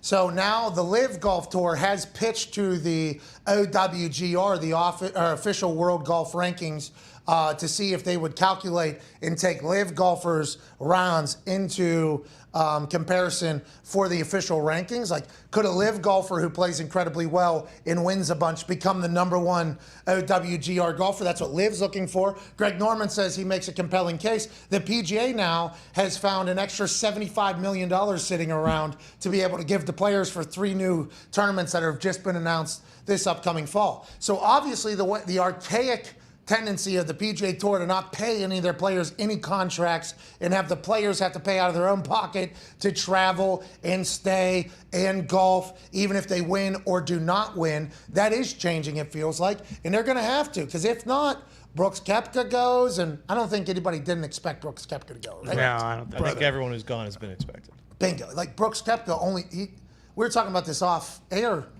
He wasn't even really on the PGA Tour. He played in like one event a year that wasn't a major. He even openly said, I'm just here to play majors, bro, or whatever. He just goes out there and golfs. So him going over there, people were acting like they were surprised because of what he said 3 years ago about money and happiness. And maybe he's gotten to a point in his life where he's like, yeah, money can give me happiness actually now, which will never be the case. But maybe, some things have changed in 3 years. the reaction is just, in my eyes, it's tough to take serious from people. It's tough for me to take serious, but I guess I should because these people are making the world a better place. We talk about it, and it boggles our minds or whatever when fans, normally it seems like they always side with the organization, like in football and stuff like that. It seems like they're siding with the organization, which is the PGA Tour, versus these individual players. I don't think so, though, by the way. I think some people on Twitter are. Massachusetts, though. I mean, they were loving Phil. Oh, yeah, there was tweets that on Twitter, what's happening on Twitter is not what's happening in real life, which, I mean, is a lot. Which we know. Yeah. Which follows up to even more of the point, like the reality versus what No happens. one really cares. Yeah, exactly. Like in reality, it's much different, though. So I just hope we get to the point where we all maintain our anger for real change, and it's not just selective, you know? Because once you get selective, then the people who are on the opposite side of you can just say, well, what about this? Oh, this doesn't matter? Oh, it does matter. Oh, so does it matter just as much as this? Why are you trying to take this out, but you're not trying to take that out? Well, we don't have enough time or effort. That's been around for like 30, 40, 50, 60 years, though. And why just now out of nowhere this is it? Is it potentially because all the media people that have direct rights and are in competition of this are telling you to believe that? Is that potentially what you're thinking? No, that's not how you would act, right? No, that's basically how it goes. And they're saying more names are coming. Yeah. Morikawa came out and said, it is categorically false. I am not joining the LIV Tour because he was trending this morning. People said Fitzpatrick might go over after winning the U.S. Open. He said, I'm here with the PGA Tour or whatever. I mean, he just won a few $1,000,000, so he's their current reigning major champion going into the PGA Tour events. But if everybody's going to go, I don't know how you... I don't think everybody's going to go. Well, yeah, the only problem is... Dude, hundreds of millions of dollars. I know, bro. but I feel And like... if you can still compete in majors, like... Well, that's the big thing, because we saw on Sunday at the U.S. Open, like, that ain't a fucking LIV Golf tournament. That's the U.S. Open. That's a major. All the guys who are playing there understand that matters more. And I think it is kind of just it's the guys who are not necessarily in the twilight of their career. Like, the young guys who still have a stake in the game and, like, actually want to build a legacy and all that kind of stuff, like, the kind of faces of golf right now, those younger guys, like, I don't think they're going anywhere. Why would they? I mean, because guess what? In 5 years, $300 million, $250 in 5 years though, that's probably still there if this is still around. Like, if you're winning golf tournaments over here, like, your sponsorship money's good. You know, I mean, like the MLS. Well, they call it like, you have to think about the long-term success of LIV. How will it be around? Will the PGA Tour be able to adapt? They're already bringing out $75 million more in cash money, just like that. They just found it. Where's that money going for, by the way? Right in the pockets of the people that are calling the golfers more elite. Whatever. It's not just the money, too, though. Be a professional. Be a professional. Be a professional. Maybe the PGA Tour will be able to change, and nobody will want to go to LIV, right? Because they won't have to. So maybe LIV is just a splash in the pan or whatever here for like 3-4 years. If it isn't around in 5 years from now, what will the conversation be about the guys who were offered $600 million to go do this, turned it down, played for this? They made $10 million instead, or $11 million, which, by the way, great money to play golf. None of us are saying that's not. But I don't know how many times you're offered $200, $150 million, $100 million. Like, that is insane amount of cash to any human being out there. Absolutely. Well, I guess the super yups that have just grown up in it don't have that. But if you did not, and you grew up like actually wondering about a check and what's going to happen next week, and whenever you go to buy something at a store, the credit card bounces, and that whole awkward situation that takes place, whenever you see a check that says like 115 million or 120 million guaranteed in front of you, I think it's going to be difficult for guys to continue to say no to if they can compete in majors as well, personally. Now, Nick, you're about to say it's not just about the money, the tradition, the history, and everything like that. Is that what you're going to go with? No, I was going to talk about the freedom that the LIV Tour. Oh, yeah, you can go play wherever you want. 40 weeks. Way less work, too. You're only doing 3-day tournaments. You're out of there by Saturday night on a plane somewhere, wherever you want to go. Shotgun start, 54 holes. Yeah, that's why the people were bashing Kupka. My only problem, and it's not with the money or them going or player there or whatever. I think somebody said it last week, is that you can't watch all the guys play against each other in one place now. You now have to, like I liked being able to watch the tour because, you know, all the best guys were at one place. So if like 10 to 12 of more of the top guys go over there, it's going to be like, well, what the, you know what I mean? PGA Tour tone over here. That's fine. I'm cool with that.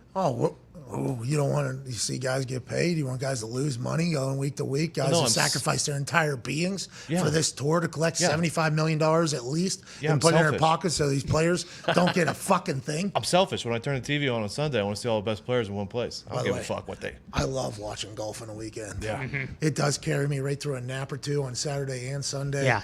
I'm not sure that the LIV Tour will ever be able to get that. No. They're going to have to figure that whole thing out.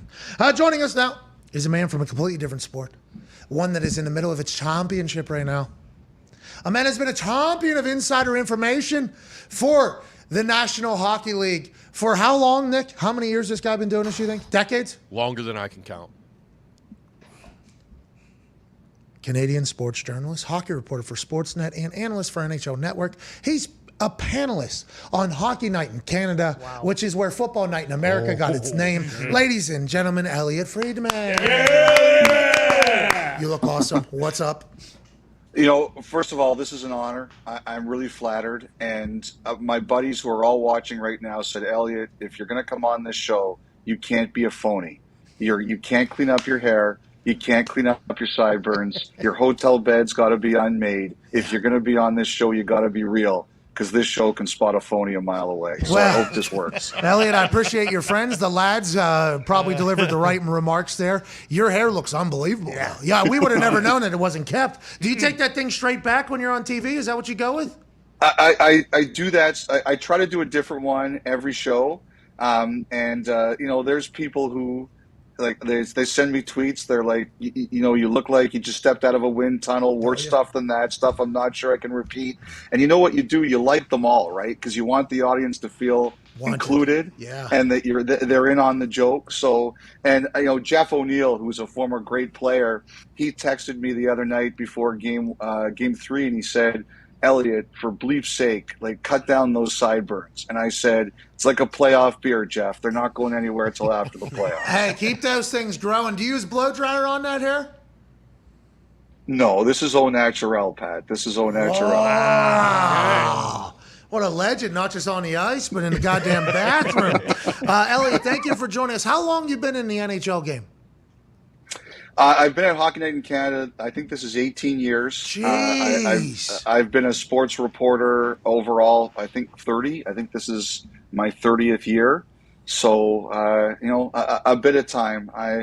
I'm old and creaky. I guess that's the fairest way to say it. No, just experience and wise. And obviously as an insider, the longer you're in the game, the better. Have you enjoyed kind of the hockey boom that's almost taken place over the last year with the new contract rights here in the United States of America? Or can you tell in Canada at all?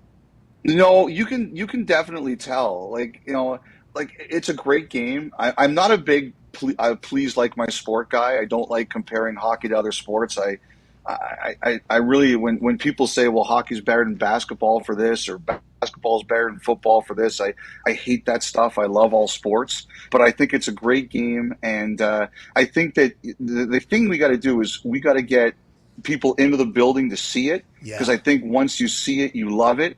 We have to make it more accessible to young people. Hockey's expensive. That's a big challenge we have. We have to make sure that more people can get in there to play it when they're young. And that's always a challenge for us. But look, I mean, the more people that watch it, the better. And I also think there's plenty of different ways to cover it, Pat. We can always be more fun. Watching, Barkley on both networks last night, calling my coworker Kyle Bukauskas the Tom Brady of Canada and the best looking man in the country. We need that stuff. People love that stuff. I think so too. I think it's breaking through. I honestly believe everybody's breaking through. Plus, since the fact that we can gamble on it. And the most everybody sees is the playoffs, and the playoffs are such a faster version of the regular season. Not that the regular season isn't incredible to begin with. I was very lucky to grow up in Pittsburgh, love the sport of hockey, excited to see it continue to grow. Now let's talk about the finals real quick here before we dive into the offseason news. Tampa Bay came back last night, and everybody, I thought they were potentially dead in Colorado because of how fast the Avalanche looked versus how Tampa looked whenever they were in Colorado. Last night, complete flip. Is this normal in hockey? Is this something that everybody should look forward to? Or do you think the Avs are kind of just going to have to find their way down the humidity of Tampa? And what has happened in the past in these types of situations? Well, one thing that we've shown in all of these series so far this year is that as the series goes on, the better Tampa gets. They've started slow in 3 of their series now, and in all 3 of those series they won because as it got on, they were better than Toronto, than the Rangers, and we'll see about Colorado. So I'm not surprised to see this. I think as series go on, the Lightning get better. The one thing I really like I would be concerned about for Colorado is just, hey, if you give Kemper struggled last night, and I was talking to a coach today. He said he really likes Kemper as a goalie. The only thing that concerns him about Kemper is that when Kemper gives up goals or has a bad day, his body language isn't great, and he worries about sometimes Kemper's confidence in game. And if you saw last night, once Tampa scored once, they really started going and pumping them by him. Oh yeah. And he says, like, if you look at Vasilevsky for Tampa, he got smoked 7-0, but he was making big saves at the end of that game. He was like, you got me tonight, but I'll be back. And I think those are the 2 things people look at. And the other thing is we're still waiting for McKinnon time. I still think Nathan McKinnon has to arrive in this series. And if he does, that's big for the Avalanche. Hate to break it to McKinnon, but Patty Maroon has arrived in this series. Hate to break it. Big rig with the big dangles last night. Backhand, top Ched. How you doing on the blockers? I mean, that was awesome to watch. It felt like all of Tampa got their mojo back almost. They're 14-1 in home playoff games or whatever. What is it about that place? Is it the weather? Is it the crowd? What is it about home ice advantage in that sport, you think? Well, I think that, the one thing, though, Colorado hadn't lost on the road in the playoffs until last night. They were the best road team in the playoffs. They had a chance to become the first team ever in NHL history since we went to expansion, that's 1967, to go unbeaten on the road in the playoffs. And I thought that was pretty incredible of them. You know what I think? I think Tampa got overwhelmed the first 2 games, and I just think they're too mature and they're too smart, and they kind of just said, okay, we're going to fix something. And one of the things they fixed, Pat, if you watch the game last night or you watch it tomorrow, Tampa couldn't get out of their zone with the puck. They couldn't. Colorado was swarming them and overwhelming them. So what they did, they flipped it in the air and created races for it. And they won a lot of those races. It's a tiny thing, but last night it was a big thing. A lot less, we're going to carry out the puck out of our zone because we were in trouble, and flip it in the air and race for it. I love that. A little dump and run type situation. Last question for me before the boys have some questions for you, Elliot. Okay. When Patty Maroon wins his 4th straight Stanley Cup, will you guys in Canada call him the best player of all time? Will you say, hey, an American won 4 straight Lordos? An American, not even something Gretzky was able to do. Nope. Mario wasn't able to do. Nope. Sid wasn't able to do. Nope. This American out of St. Louis, first guy ever, 4 straight Stanley Cup championships. Is that going to be just a headline in Canada every single night talking hockey, or no, you think? Believe me, he's going to get his attention. If he wins his 4th, not only is it 4 in a row, but he's going to have as many Stanley Cups as Gretzky had. You're going to look at the list and you're going to see Stanley Cups won, Wayne Gretzky, Pat Maroon. They're going to be right there. And I'll tell you this: I got after the game last night, I got a DM from a fan, and he said to me, "Please tell me my team is getting Pat Maroon next year because I'm 55 years old and I've waited too long to see my team win the Stanley Cup." So you can guess what team that was.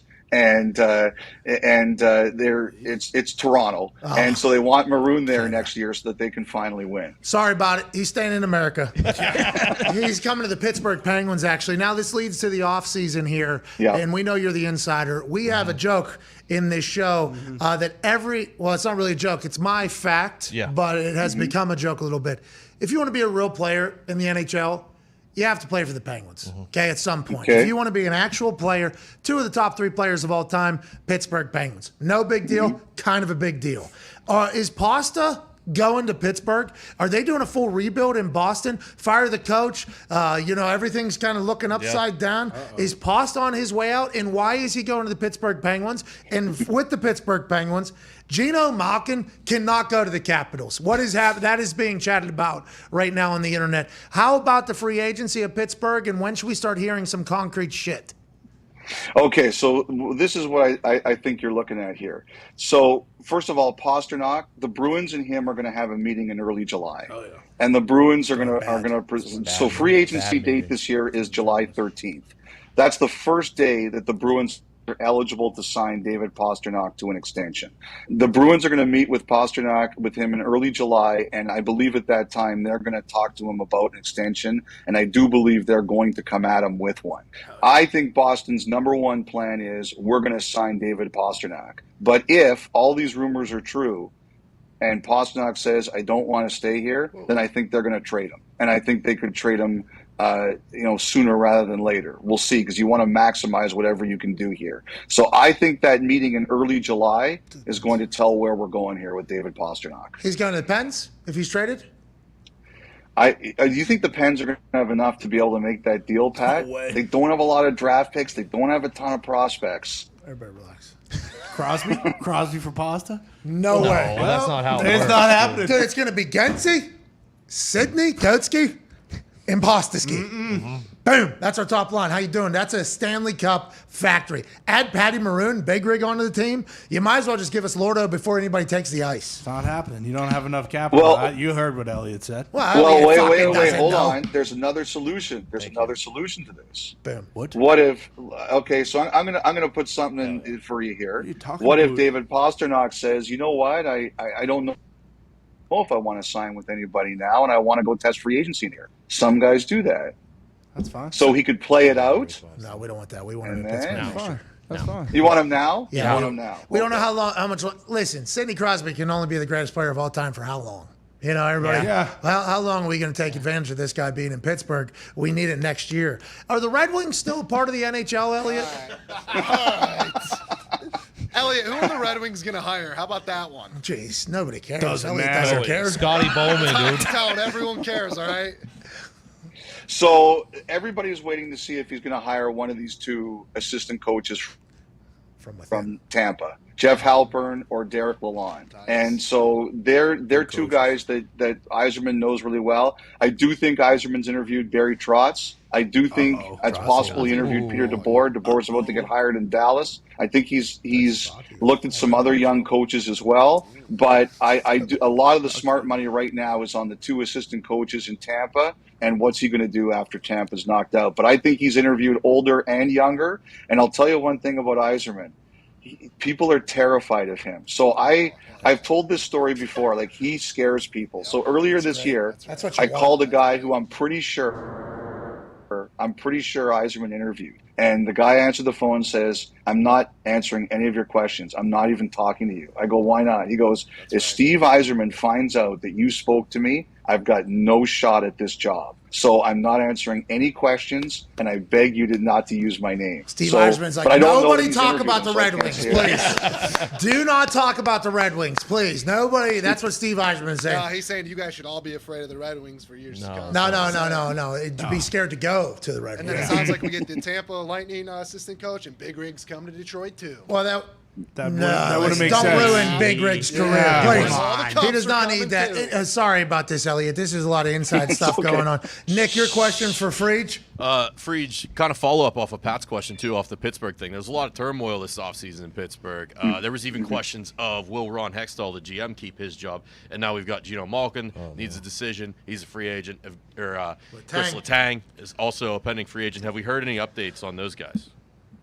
Well, I think with Malkin, I think the biggest issue was dollars. I think they were kind of willing to agree on term. I think they really talked about he would sign for 3 years to fit in with the same term as Crosby, but I just heard the money wasn't close, and shit! I don't know where that's going to go. It's going to be a Yager situation. Oh, no. He's got the Flyers. Oh no! Oh no! You know what? I got to tell you, Pat. I don't know if I see that. Like Fleury. I think there's a chance Fleury's coming back to Pittsburgh. I think it's possible. What a And- story! Forget everything else. How come we didn't lead with this, Elliot?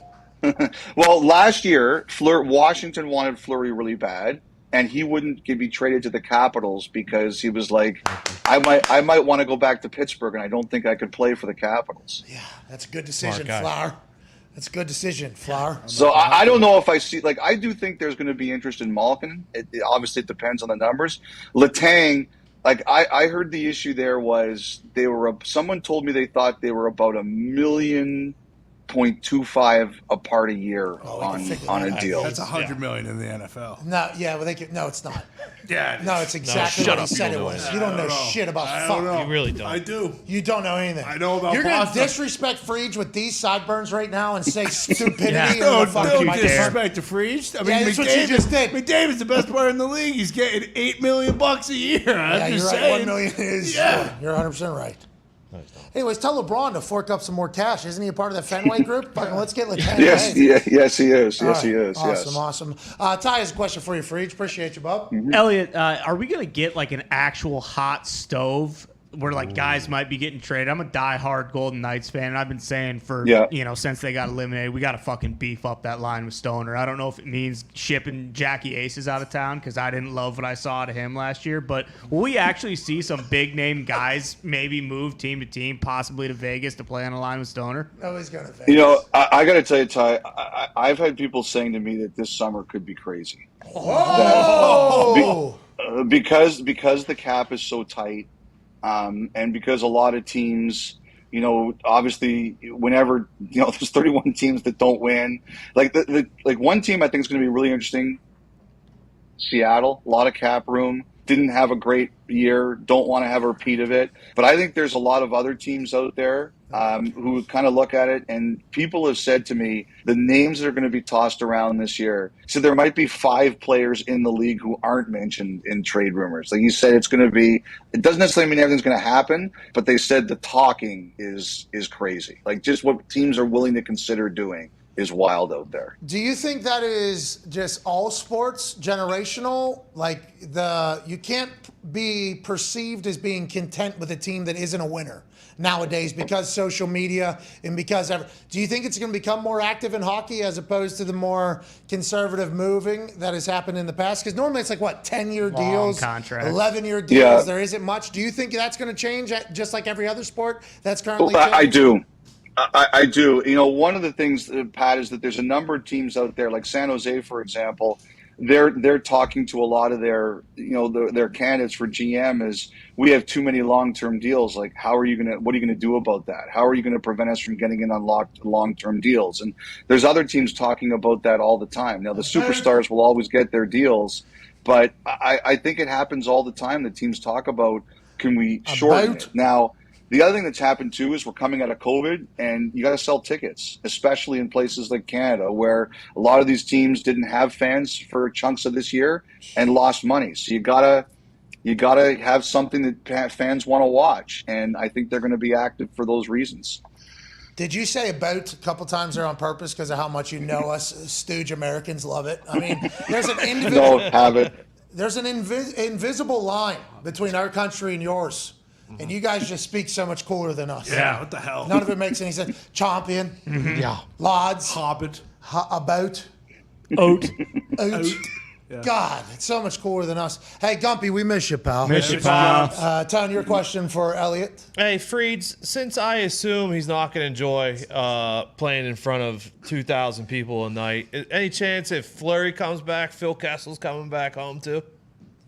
Well, I got to tell you, I haven't heard that one yet. I can ask. The least I can do is I can ask and send a note and see if it's at all a possibility. I got to tell you, I didn't even think about that one. You should. What? Start thinking about it. What are we even doing? Are we trying to figure it out or not? This is a bunch of bullshit, Elliot. I thought you were supposed to have all the information. Last question. I guess not. Phil Kessel's future, please. Next time you come in here, that is something. You got a deal. Okay. You got a deal. Hey, Elliot, how come you guys just let that hot dog story go on Phil and kind of ruin his entire name? That was the Fugazi, right? Yeah. Wasn't it? That was all one big lie. Mm-hmm. What happened in the hockey community there, Elliot? Well, as a guy who loves a good hot dog, I didn't take any offense that he likes his hot dogs too, so it didn't bother me. Yeah, me neither. I guess that's a tough one to dive into because we're all like, it makes sense. Yeah. And then Phil's like, that is not true at all. I am not the hot dog guy. That is, although it appears that way, you're body shaming me. It's a bunch of bullshit. Connor, your last question here for Elliot. Yeah, Elliot, everyone and their mother on the Bruins are out for about 7 to 8 months. Are they just not going to have a head coach this year because no one wants to coach him? Or maybe are you thinking about throwing your hat in the ring and maybe moving to Boston and coaching the Bruins? I've got to tell you, if you want to finish 32nd and get the hot prospect next year, Connor Bedard, hiring me as a coach would be the best possible move. Let's fucking do it. I think they're doing interviews this week. I still think that they're doing some. I think the Bruins are going to go like there's been a couple guys already hired who've been head coaches before. I think they're going to go newer and different.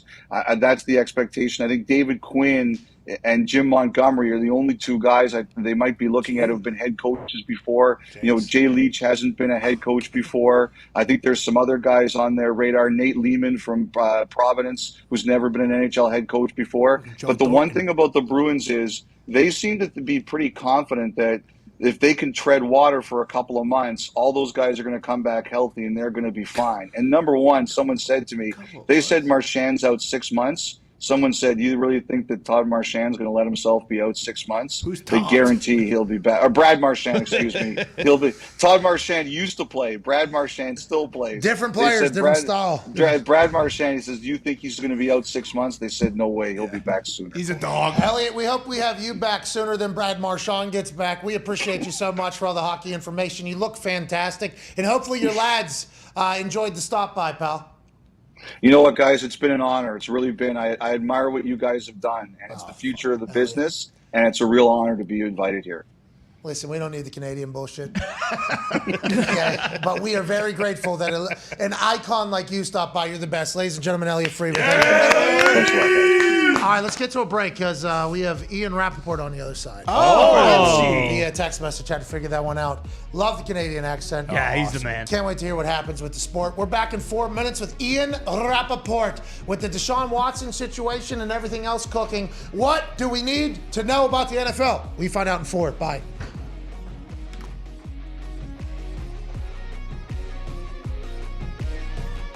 Nick is the founder of the club.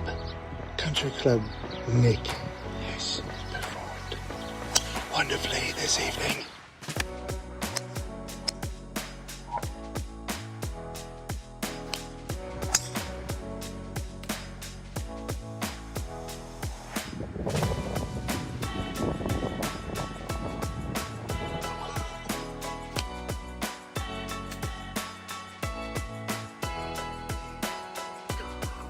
After you, sir.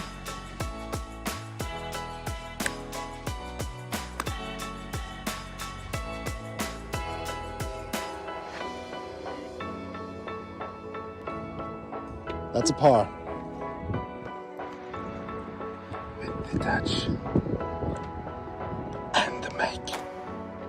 Are you kidding me, Foxy?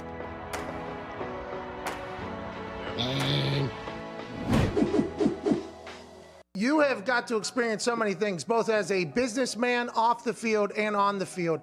Is there a moment when I ask this question that pops your mind, like, what's the craziest shit you've ever seen in your entire life? Because there was a time there where it felt like you were just getting dropped into insane situations and the world was like watching you do things. Man vs. Wild, you and that Bear Grylls guy, fucking electric. That was maybe the most electric shit I've ever seen. Is there anything that you think of whenever you think, like, what's the most ridiculous thing you've been a part of? Probably some of the most ridiculous shit I ever been a part of was, you know, I had got the restaurant which I'm in right now, and you know, when we first got it, I would come in here and I would, you know, clean up and go outside in the front, sweep up, you know, make sure everything looked nice and shit. And one morning I got up here and I noticed, you know, like, damn, this is a funky ass smell. And I looked, you know what I mean, to the side of my front door, and it's a big ass pile of shit. And I'm talking about human shit. Yeah, It's right on the side of the door. So I was like, somebody done came and popped the shit right in front of the door. Like, oh, this shit is crazy. Like, I can't be in here serving food Motherfucker come walk in and they smelling straight ass cheeks when they come in there. Like, I don't think that's the restaurant I need to eat in. So, man, I get the water hose and I'm hosing it down. And, I see, we got a couple, dolphins that usually walk back up in front. Hey, man, did you do this? Like, oh, no. So, one of them owned up to it. I said, man, check it out. So you don't do this no more. Look, you come by here, we get you we get you a broom and you help us, we help you. You feel me? And we put together a little I put a proposition together for him and I ain't cleaning up shit no more. It's a win-win. It's a win for everybody on that one. Hey, one of your former teammates. Yeah, hey, everybody wins. You're helping the people, man. That's awesome. That's why people love you. But hey, one of them owned up to it. Just a line of questioning. The line of questioning. His name was Willie. Willie owned up to. Matter of fact, he just left out. He's saying sweeping up. He like, hey, what's up? Oh boy, I've been looking for you. You feel? Okay. Yeah, we bust down together up in the front of the restaurant to get it all cleaned up and everything. Hey, you're helping people. Hey, Willie went from shitting outside to working inside. Let's go. Yeah. All right. Let's go, Willie. Let's go. Give it up for my boy Willie, man.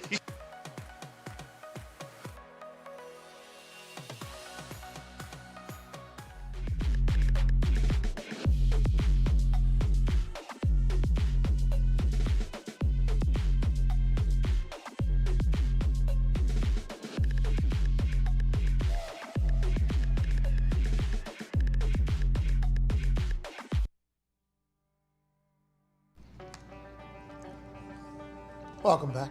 Hell yeah. Today's Frank's pick. Good pick. Frank, why'd you pick that shirt, pal? I mean, that should be a motto everybody should abide by. Sure. How you doing? Keep it moving. How you doing? Keep it moving. Mm-hmm. Especially if you don't know somebody. How you doing? Keep it moving. You can really start utilizing that as a phrase to help you get through some shit, too. Oh, yeah. How you doing? Keep it moving. Hey, how you doing? Keep moving. How you doing? Keep moving. Just through life, almost. Isn't that right, Frankie boy? So simple, so smooth, so subtle even. Just, a nice, friendly expression. It's not going to piss anyone off, but it's also going to let them know what this is all about here. I see you're wearing a Walk with Elias shirt. I saw we got to do that again last night. Great to see him. Great to see him. He looks better than ever. It was good to see the two brothers reunited. Yeah, and they gave a great fist pump, too. I mean, that was little brother. Joining us now is a man who maybe has more information than we obviously have, because the settlement that Deshaun Watson made earlier today happened moments before we went live, and we haven't been able to keep up with it all. To do such a thing, senior NFL insider for the NFL Network and the league as a whole, host of the weekly wrap-up with Rap Sheet and Friends, us being friends, he being Rap Sheet. Ladies and gentlemen, Ian Rapoport. What's up, dude? What's up? What's going on? Hey, thank you for joining us here last minute. Really appreciate it. No problem. No problem. I got back from the beach, so I was able to find time in my business. It was a third grade trip to the beach. I was helping. Sound like a weirdo. Find time in my schedule. All right, so I'm happy you got to do that, and thanks for coming back. Let's dive into it. Deshaun Watson has settled all but 4 cases. Now, people are reporting that's 20 of 24. We thought there was 26 cases because 2 more were added. So would that mean that there's 6 cases that aren't resolved? And what are we missing here? Does this affect anything for Sue Robinson's judgment of the NFLPA, NFL, that she will take to Roger Goodell? What have we learned today, basically, with this announcement of the settlement that we all thought would maybe happen 2 years ago? It almost did happen a couple of years ago. I mean, where they are at right now, which is almost all of the cases settled, 20 of 24, I believe, 20 of 24 that have been officially filed, I believe is the proper way to say that. 20 of 24 that have been officially filed. This is like almost where things were when a trade to the Miami Dolphins nearly went down. Like, this could have happened, wasn't 2 years ago, but it was, 7 or 8 months ago, whenever that was, in October before the trade deadline. Had he been traded to the Dolphins, if that was about to go through, it would have been because he had settled all of these lawsuits. They were not quite there yet. The trade did not happen. Where they are now, I would say, is significant. I'm not sure it'll actually affect the discipline that the NFL gives him. Like, I don't think whether or not Deshaun Watson settles will alter what the punishment ends up being. But what it does mean is that whenever the punishment comes, and we are expecting it before training camp, so in the next, say, 3 weeks to a month, it will mean that this is all wrapped up. It will mean whatever discipline it is, likely suspension. It will mean, the cases have been settled, assuming these next 4 at some point get settled. And then that will basically be it. He will serve whatever it is, and then the league will go on. We don't know shit about fuck when it comes to this particular world, but all I can really lean on in information is the Johnny Depp Amber Heard libel slander. Right, that's fair. That was very public. That was like 6 weeks long. So the fact that there is still 4 official allegations against him with 2 potentially more on the way, that is still 6 very serious things that are those all going to go to civil trial? And how long is that? That's months and months and months right at this point. Yeah, I mean, in his statement, Busby said today that the 4 cases have still not yet been settled and they are moving forward. And I think that is possible. I'm not, lawyers obviously say a lot of things. We'll see if that happens. I think the fact that, 4 of these cases 20 of these cases were settled today, 4 remain unsettled, means that these 4 could be settled. Would not surprise me if they were eventually. I would say, that makes sense. And this is all in some ways, and this is just to boil down the not important part of it, but in some ways it is a negotiation because money does change hands. So we'll see if they get there and are able to settle those final 4 cases to at least wrap up the civil part of it. So here's what this would mean. Legal, the criminal situation is over with 2 grand juries declining to indict. The civil situation is almost nearly over with 20 of 24 settled. If the other 4 get settled at some point soon, then it'll be just the league discipline is all we're waiting for. Okay, and what do you think the reason is for this happening now as opposed to back then? Did they plan, did Deshaun Watson's camp, because he has been steadfast from the beginning that he was innocent. And then we heard a little bit of what Rusty Harden was pitching when he went on that Friday radio show in Houston and explained why there was no indictment and everything like that. Why were they going to go to 24 civil cases? Was that the plan? Like, we'll just go to every single court? Did they think that they were going to be able to get out of every single one? They meaning Deshaun's side or Busby's side? Deshaun's side. Did Deshaun's side say we will go to court for every single one? Wasn't settlement basically going to be the outcome regardless? Or was there a real thought that he was going to go to 24 civil cases in a row? Yeah, that's hard to fathom. And I think, a settlement makes sense for a lot of reasons. It makes sense in this case because, while each of the victims have separate stories, there are some similarities, I would say, between them. So if you settle one for, an amount that is not yet been, an amount and maybe some stipulations that have not yet been made public, then it would make sense to settle all of them. And I know it's not about the money, but these are civil cases, and that's what the currency is, for lack of a better way of saying it. For criminal, it's is there jail time or not? For civil, it's is there money or not? And in this case, obviously there is. It was the agreed upon amount was okay enough to settle 20 of these, and we will see if the final 4 get settled. But to answer your question, I think a settlement has always made sense if everyone could, find the right terms to do it. And the fact that they got so close last October at least had me thinking that this would be the eventual outcome. We've learned a lot since last October about Deshaun and everything in there, and I'm not sure the court of public opinion would ever change, and I wonder if that's why they decided to settle, or if it was just so much evidence against it that was just like, hey, this all seems to be boom, boom, boom. The NFL happy about what happened, though, here, right?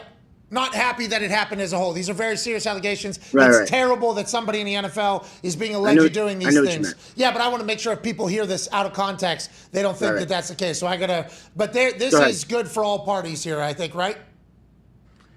I think so. I mean, assuming that if the victims accepted the settlement, then I would say take that at face value and say that is an outcome that at least they are monetarily okay with. Nobody wants any of this to happen. I'm not saying any of this is good. It is all bad, and this doesn't make it okay. We concur, yeah. Yes, but the fact that, they reached a settlement means in some ways it is, okay for the victims. I think for Deshaun Watson and his side, this made sense to move on. Now, he has been, you're right, steadfast in proclaiming his innocence.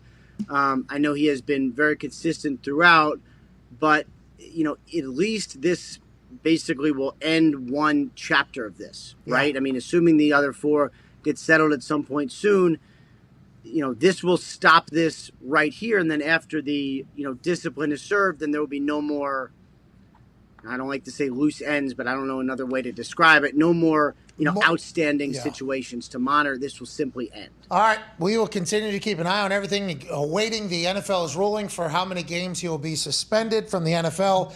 Biggest contract in the history of the NFL, which is the biggest league on earth. One chapter coming to a close. We'll see what happens in the next one. We can't thank you enough for making time out of your beach day to chit-chat with us about the biggest story that's happened in a couple months, Ian Rapoport. Thank you. Thank you, Rap Sheet. Very serious allegations. Nobody is saying the opposite of that. No. I feel like maybe the world got better too. We all learned about something that's potentially happening, and people that maybe were going to go and do something similar realized, like, hey, this is not how the world operates.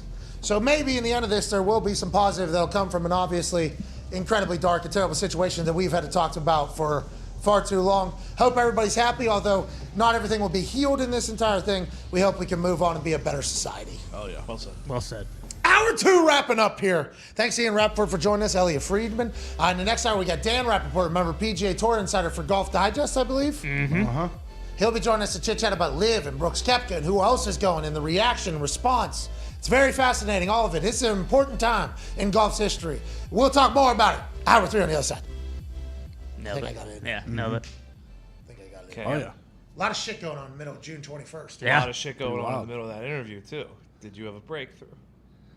About? Did you find your taste? Oh, yeah. Here we go. I think I like coffee now. I do. Well, I mean, adding in mocha helps my brain. Mm-hmm. Exactly. That was. And there's ice in there, so water. I'm hydrated. Yep. Mocha's in here. I'm doing a keto. There's no carbs in this thing, allegedly. And it tastes good now. This is a pretty good tasting thing. I had to power through it, just like beer. Sure. First, not that you should be drinking underage. Ever. Whenever you become an adult, though, and you start drinking that, because I don't really think 21's fucking real either. That should be 18. The amount of things you can do at 18 and what you're asked to do at 18, but you can't have a brouhaha afterwards, I think kind of bullshit.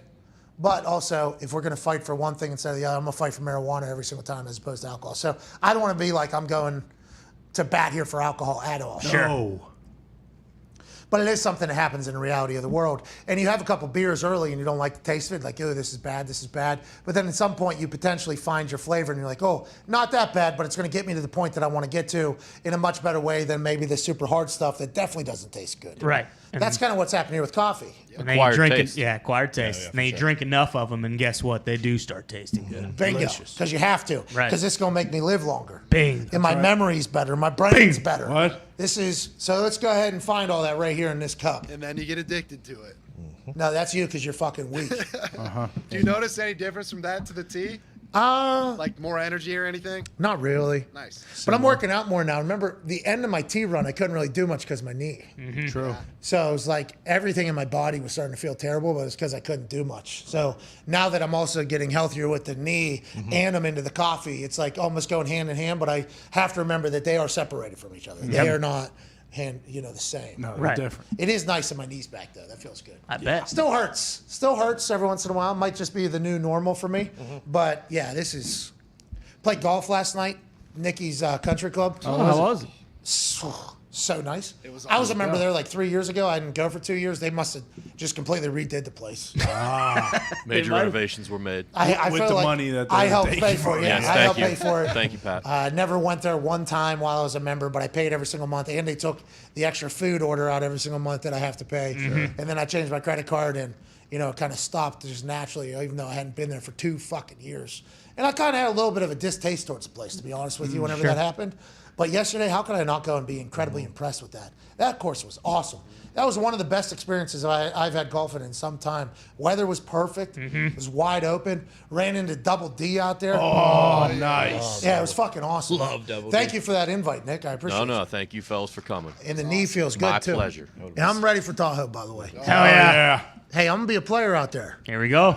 I had to hit out some thick shit, because the country club has a little different plays than the public courses. Sure. Rough. Had to hit out some thick shit. Okay. Some heather. Yeah. Got through it. You're playing great. I am. I'm feeling very good. Thank you, Foxy. Seriously, and you hit a ball 340 yards last night on the dot. Yeah, the cart had the whole thing. It was a little bit of a fade, too. It wasn't even a draw, so. Power fade. A little power fade. That's the one to play. Felt good. That was the last hole, I believe. Last hole. Yeah, last hole. That's a good one to leave on. I am going to have to go to the driving range beforehand, though, because I realized the first couple holes, the driver is not woken up yet, and then I got to get to it. So gotta go. Me and Tony Romo got to do the cat-cow stretch, and then hit the driving range. We're not running the video. We got 2 minutes till hour 3. Tony Romo was caught on his hands and knees in the middle of a golf course on a green while somebody else was putting. His back locked up, and now everybody's making fun of him. Anybody that's ever had their back have a lock up in the middle of it feels for Tony Romo. And people like Tone Diggs have zero worry about this man can barely stand back up. He had to do a full cat-cow situation. Well, I mean, how's this guy supposed to putt when Romo's fucking doing this? He's out of sight. He's out of sight. Out of mind. Out of sight. Out of mind. Tony Romo on all fours, stretching out his back. Out of sight. Out of mind. Give him a break. The guy's just doing his thing. We'll see him out Tahoe and driving. Maybe if he didn't fall down the steps last night when he was too boozed. All right, we're back in 2 minutes. Hour 3 on the other side. We'll have Dan Rapoport, Golf Insider, and your phone calls on the 5 Energy phone line. See you then.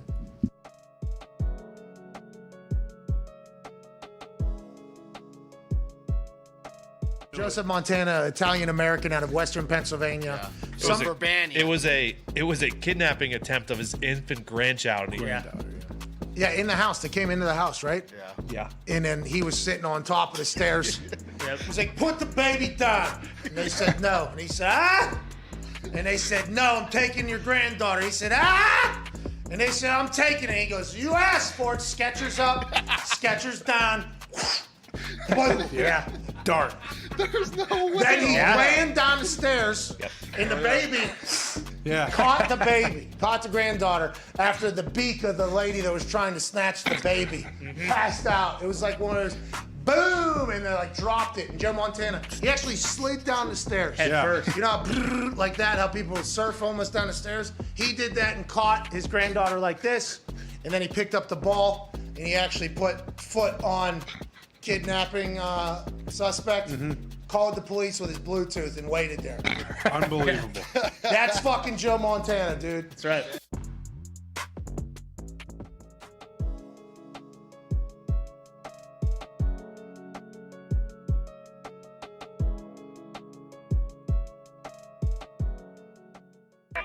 The Pat McAfee Show. There'll be no rules for our guests, for us, for the things we can talk about. Speaking his mind. I've never had a problem expressing my opinions or my thoughts or anything like that.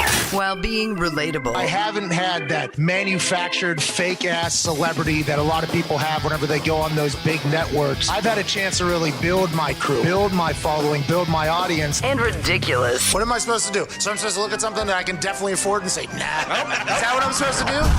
The Pat McAfee Show starts in 3, 2, 1. Welcome back to that show, Hour 3, Tuesday, June 21st, 2022. 79 days away from NFL football shall begin. That's right. Can't have it. We're going to get sued. No. We're going to get sued. Well, no, because there were so many different versions of it. They got them all. They got them all. The intense, let's ride. The sorrow, let's ride. The emotional, let's ride. All right. Welcome back to the show. We are a terrible sports show. We have had quite a day today. We had Dr. Myron Rolle on in the first hour, chit-chatting about the brain. Did you know the medulla oblongata is right here? Sure. It actually controls everything to your life, so it's maybe the most important piece of your entire body. And then back here, this is where your balance is figured out on these two bad boys. They have a good times, memories right here, back left, front left. This is where your talking is. And then this airbag of a fucking front right side, this is where your personality, your feelings, and emotions are. Doesn't matter. Learned that from a neurosurgeon who is currently working at Harvard Hospital. Former NFL guy, Dr. Myron Rolle. He has a book out now called The 2% Way. I believe it will be worth reading after our chat with him being incredible. Elliot Friedman joined us. Friedge. What did I say? Freedsy. Kind of liked it, though. I think he did, too. Yeah. I don't know if he could hear us because he would drop out a couple times too in the middle of his conversations when he was saying something perfect. But he's an absolute icon in the hockey world. He joined us for a chit chat about everything going on in the NHL and potential trades and signings and hirings. I can't take him. We need to get him back, Nicky Skates. Yeah. Yeah, I think he would love to come back. Well, he looked awesome. He did great. Can't thank him enough. Then Ian Rapoport joined us to break down the Deshaun Watson settlement that happened just moments before we went live on air today at noon Eastern Standard Time. 20 of 24 official cases have been settled. There's allegedly 2 more coming down, and if they become official, it'll be 20 of 26. And then Ian seems to think that those are going to get settled as well. Yeah. It's just currently a negotiation on what that price will be. So one chapter of the Deshaun Watson serious allegations story is ending. What will be next? What will the NFL punishment be? And what will the reaction be to NFL fans around the league when Deshaun Watson gets back on the football field? We assume they're going to be live. Yeah. Slaughter him.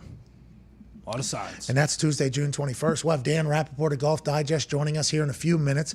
I guess the initial report about 3 new tournaments happening with $25 million in each of them up in the prize pool for those who are in the top 60 of the official world golf ranking is actually 8. There's going to be 8 of those with at least $20 million in prizes. The PGA Tour has announced it. So that's another $160 million that they just found just like that to compete against the LIV Tour. So everything that all the players that said they were going to play with LIV to potentially change the PGA Tour going ahead is happening here pretty rapidly. And the PGA Tour, to their credit, is answering. We will talk to Dan Rapoport about how that is being received by the PGA Tour locker room that once again has never had any contracts or salaries with the PGA Tour. They've been operating like the NCAA had operated for a long time, just expecting these players to pay their own way, their own expenses, their own travels, and if you win, you'll get paid. That's incentive-based, which is awesome, but your TV contracts are not that way, which the golfers are making, so it is kind of morally bankrupt to do such a thing to your players, and that is changing right in front of our eyes. Tone, what were you going to say? So, yeah, they add the 8 tournaments that are going to pay more than anything that they have now. The only thing that the LIV has on them now is, $100 million guaranteed. Signing bonuses. Correct. Yeah. And if LIV, we know anything about that bottomless pit, I assume those prize pools are going to go up to 30, 35 pretty soon. They're playing in Portland, next weekend? Mm-hmm. Yeah. Yes. Pumpkin Ridge. Hey, you know what they say about that Pumpkin Ridge course? A lot of deep history. That's right. Deep history. Who was there? Johnny Appleseed. Johnny Appleseed cut down the pumpkin tree that was right in the middle of the ridge on hole 10. Yep. So whenever you see Dustin Johnson and Koepka and Phil drive over that pumpkin ridge, know that Johnny Appleseed laid the foundation of that fucking course up here in Portland. That's right. Ain't that right? That's exactly right. Or in Phil's case, straight into that tree if he plays like he has been. Yeah, it feels like the guys who've gotten a lot of money in their bank accounts have kind of decided not to be great at golf anymore. But how could you blame them? Fat cat syndrome has never happened in golf before. So honestly, we will get a full response. Well, getting guaranteed money make you a better golfer in the long run because you don't have the pressure of knocking down that 5-6 foot putt to win all the money that you will earn for the entire season. I guess that's TBD. I thought the LIV guys would perform much better at the Open than they did. To everybody's point that is against the LIV Golf Tour. And once again, I am all for athletes making money. I want everybody to make $1 billion that is an athlete, somebody that has dedicated their entire life to a craft. The amount of things that they have missed out on while other people were able to do because they were getting better in their field or their profession is something that I have gotten an opportunity to witness, experience, and I would like to see every athlete make as much money as possible forever. But if LIV wants to be taken serious, they're going to need their guys to perform a lot better in the majors. Yeah. Because if they continue to just get dunked on by the PGA guys, that's going to become the talking point forever. Once one of these majors has a LIV guy show up, then the conversation is going to get even louder and even bigger. Go ahead, Tone. If Bryson, DJ, and Brooks, like 3 years ago, those were the top 3 years ago, those were the top 3 guys. If they can get back. It's all mental, right? Isn't it? You would think the sleeping on a pile of that much money, generational wealth, would make you mentally a little bit more comfortable for the game of golf, in which your nerves can have you lock up. If you know that you're going to live and be able to be very comfortable forever, you would think your golf game would improve, not go the other way. Unless you are motivated the other way, and it's like, hey, if I don't fucking make this putt, then where I stayed this week, the chef I got, the travel out here, all that's for naught. Yeah, I didn't even think about that, especially whenever you talk about guys who are like, gambling on a course has to happen because if there's nothing on the line, what am I going to play for? So maybe Phil is completely donezo now that there's nothing really on the line. Yeah. All he has is a never-ending pit to go gamble on the course with. That's right. Well, and Brooks, too, he's been one of those guys who, for a long time, I feel like has wanted golf to be shorter because he gets bored. Now he's in a 3-day tournament versus a 4-day tournament. Like, if he makes it to Sunday on one of these tournaments, is he going to be like, fuck, I don't want to play today at all? Brooks' signing bonus is going to get publicly announced. Oh, yeah, for sure. All of these have been publicly announced, and I think it's by the LIV Tour side publicly announcing it because it puts a lot more pressure on everybody to understand why these players are going there. But if Brooks plays good golf, which I think, 3 years ago, I guess he said he wasn't money motivated. I must not have seen that quote. I assumed that Brooks viewed golf as his, hey, this is my job. Yeah. I am trying to make money. I have the ability to do so. This is what it is. He didn't go to any of those events. They're getting $5 million to the winner every single every tournament's $5 million to the winner, which is more than all but one tournament in the past of the PGA. Until now, they've offered up 8 tournaments with the biggest purses they've ever offered. That starts next fall. How convenient! Good for everybody, by the way. Yeah. All rising tides lift all boats, which is why when the golfers were coming out against LIV, which was given a bunch of money, I found it interesting because the PGA is going to have to answer. They already have. This is good for the game of golf happening right in front of our eyes. I do think, though, that I don't think it's as for these guys who act, at which a lot of these guys really love golf, like the playing 54 holes. I don't know if that is a draw because we'll see in the future too. But like I think that's almost a disadvantage for when these guys do go play in the majors. Like if you're used to just playing 3 rounds every single week, It's bonus golf. I don't think so. Yeah, I don't think so. And that's golf. what a lot of these guys who are really good right now are kind of saying is that who still care about the legacy. It's like 54 holes is Mickey Mouse. It's not a golf tournament. A golf This is tournament just like when the baseball season was cut down to 100 games. And everybody's like, not going to be enough. That's not enough. I mean, I guess kind of similar. It's just not the same thing. But I mean, some of these older guys definitely. But I think these younger guys in their prime are still. You're just like you're conditioned to play. 4 days. Which younger guy is going to take the $100 million and run? Yeah, that'll be the interesting. Which guy will do it? And then which the other young guys will go. Oh, I'm so disappointed. I grew up in a castle and blah blah blah. And I had a chauffeur and a chef, and my entire life I've golfed for free on every country club forever, and I've had endorsement deals since I was 12 years old. These NIL deals are nothing to me, but how dare this fucking person go and take $150 million to set their family up forever? Who's going to do that? And will that happen? Or are these young bucks so like, nah, we want the PGA Tour to survive because we would like to still be able to be in the conversation. And that's probably what their entire rally cry is. Hey, we just got here. We will not be amongst the greats like Tiger, like the guys who have been able to go over. We have to continue because the PGA Tour still has to mean something. Right. PGA Tour still has to be important because if you accomplish things there, it still has to carry weight for legacy. And all the young guys understand that, I think, long-term picture-wise. But I think what the LIV people are saying is you can have both. Hey, LIV's like, hey, we have no problem with you doing the majors, playing the PGA. Paying. We have no problem at all. We're just wondering if the PGA will do the same thing. And we're thinking that's going to be a no. Foxy brought up the other day, and I think it's a really good point. Don't you think they should finish on Sunday and not Saturday?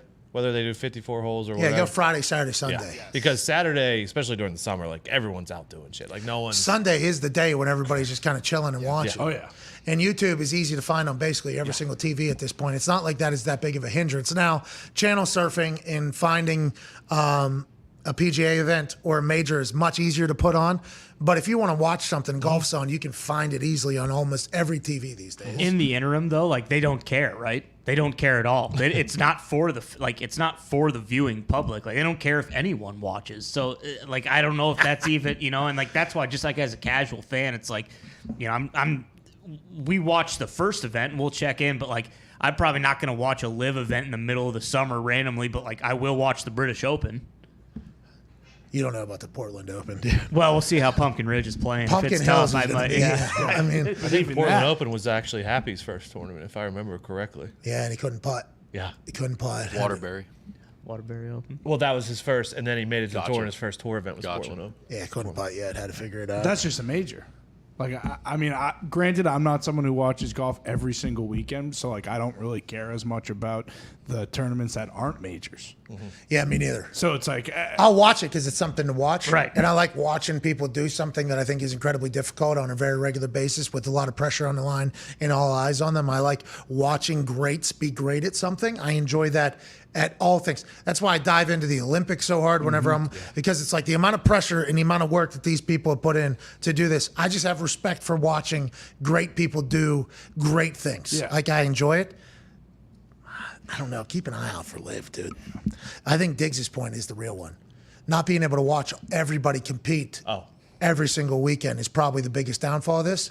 And I think that is a PR point that LIV could come out and say, we would like everybody to, hey, we would like everybody to be able to compete on our courses, on their courses, on everybody's courses. And what is the first course that's going to say yes? That has a PGA tournament event or something. When will the first course that has history, because the course is a character in the game of golf, which course will say, you guys want to pay us $400 million to have a couple events here? We will certainly do such a thing, and can courses even do that, I wonder? To the point that I made earlier about everyone playing in one place, now, majority of golf fans, probably like 95% only do care about the majors. So, like, if everyone is playing in the majors, no one's going to care about them going to play LIV on some random-ass tournament. But I know that the final tournament for LIV is played at Trump National in Doral, which I believe there is a big PGA tournament there as well. Doral. So, I think I played that course. Whoa. I believe AQ Shipley and I played on that course. Green? Something green? Big green, maybe? I don't know, to be honest. But I remember, like, I've heard of it before. I think it's called something like Big Green. Oh, never mind. They stopped playing there in 2006. I shot pretty well. Really? Yeah. Had to. Oh, you're walking? Had to walk, yeah. Every place I've walked, I've done pretty well because I have a pretty good way of, like, if I'm going to get punished by not doing well, like, let's do cardio-wise, like, let's do well. Just hit it straight. Did it in soccer, did it in football. Hey, make this kick, nobody has to run. Probably going in because I don't want to run. Yeah, no way. So like when you're walking a course, you know, if you're hitting the ball straight, it's a much quicker walk. So that is an extra benefit and a punishment at the same damn time that I think bodes well for Tahoe. With that being said, calves locked up 1.5 miles into my walk on the treadmill. We're going to have to get there. I can't be having the full hamstring lockup in the middle of night one or night two when I got 4 days of walking that fucking course out there. Yeah, a lot of liquid IVs, a lot of water. I think that's just the most important thing. We can't be boozing out there. I agree. Well, we can't be boozing out there. I agree. Sometimes you play pretty good when you're boozed up, so need a you little may swing want to lube, just a consider little. it. But yeah, I mean, the booze and the milligrams make me a much better golfer. Exactly. We're just going to have to double the milligrams and then just minus the booze.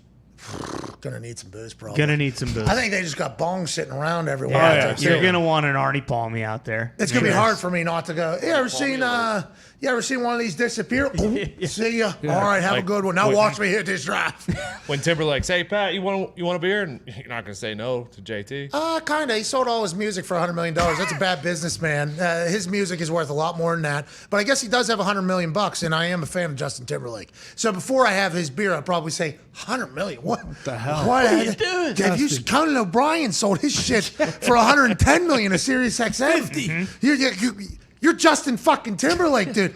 I'm bringing sexy back. Did you only sell one song? Was that the song for $100 million? That makes sense. Did he have a lot? Yeah, he did. Banger. Oh, Banger. Are you kidding me? Banger. Yeah, JT's. Him and Timbaland came out for a good 5-year run where they were just crushing. And he was with Jay-Z, obviously, for some songs. Sure. Justin Timberlake there for, and also Tennessee Whiskey. Tennessee Kids. Stapleton. Stapleton. Bieber. He had another one. Yes. Yeah, I mean.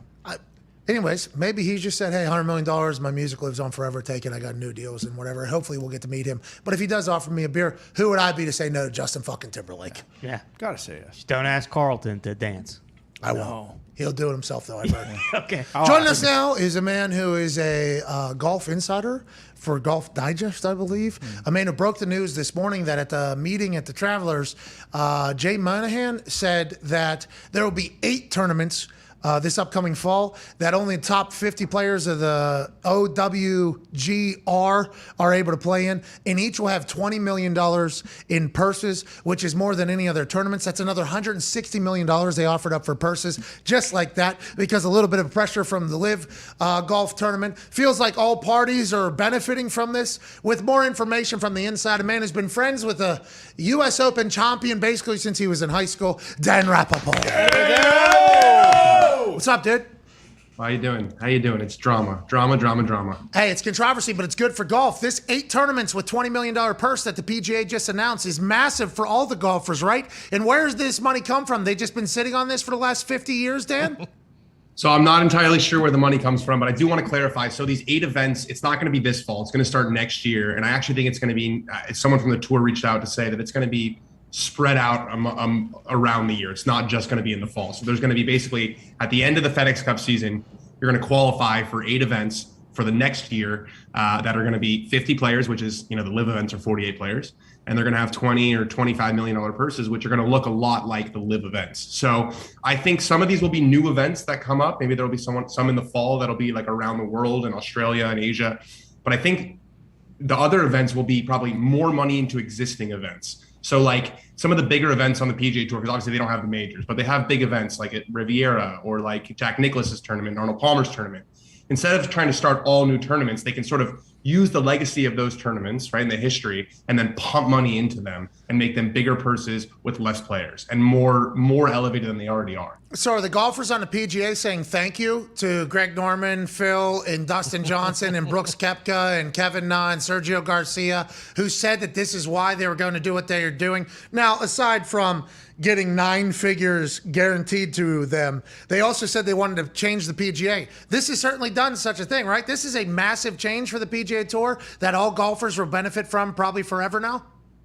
Definitely the stars. I'll say the stars will definitely benefit. And that's sort of, the way I've described this is like golf has sort of been hit in the face with a really cold, unforgiving case of capitalism, right? That's just what this is, right? Like the guys who are between 100 and 200 in the world rankings are great golfers. A lot of them are really nice guys. They're just not bringing that much attention to the game. But those guys have been benefiting kind of on the coattails of the other guys for a lot of years. That's sort of been, think about it when Tiger was there. Like if Tiger left the PGA Tour in 2007, the PGA Tour would have collapsed. So he was basically paying the bills for 100 guys. Now that money's being funneled more and more to the top. And look, I've had a lot of players who I've talked to, guys who aren't going, who they're just sitting back there. And a lot of them sent me that same meme with the popcorn because they're just loving it. They're sitting back, they're watching all this drama, and they're like, yeah, we're just going to get more money at the end of this. That's really what it is. If you're one of these young guys who's not going, Justin Thomas, Colin Morikawa, Matt Fitzpatrick, Scotty Scheffler, you're watching all this drama play out. Everyone's telling you how good of a guy you are for not really doing anything, and you're going to get a lot richer. Yeah, but not as rich as somebody getting 100 M's. Do you think do you see a day where one of these young guns who are trying to protect the PGA Tour, because if they protect the PGA Tour, then their legacies will be fairly and accurately judged against all the greats of the past, which is a massive thing in the golf world. But you think these guys are going to continue to say no to 9-figure signing bonuses whenever LIV guys are going to continue to be able to play in the majors? Do you think that'll become a thing with the PGA's competition and raising the purse at these 8 events? I actually think the PGA Tour is finally starting to take enough steps in the right direction where these guys won't feel as much pressure to do it. Because if you look at the numbers, if you look at how much money you can make on the PGA Tour with all these new events and with the FedEx Cup, which is only going up and up and up. And there's all these new bonus programs now. Like the money's not going to be all that different. One's guaranteed. So yes, I guess if Colin Morikawa, tore his knee up, he wouldn't get his money from the PGA Tour. But injuries aren't that big of a risk in golf. A lot of these guys know that they're going to be around for 20, 30 years. They're not willing to risk the reputational hit if they feel like, okay, maybe I'm giving up $5 or $10 million and not, $50 million. But yeah, I think, what you said earlier is 100% right. This has knocked the PGA Tour off its high horse. They realize that they can't just coast, and they're going to have to listen to some of these guys when they say, look, give us more money, give us this, give us that. And now they're starting to get the answers that they want.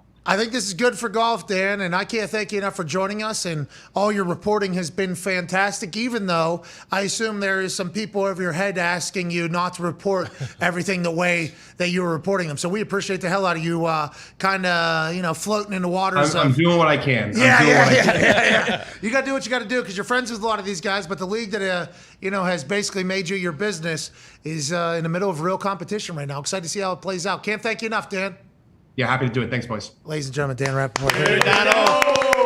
While we were on with Dan Rapoport and learning that incredible piece of information about the PGA Tour, answering LIV's, fight in this entire golf supremacy game, there has been breaking news out of the NFL.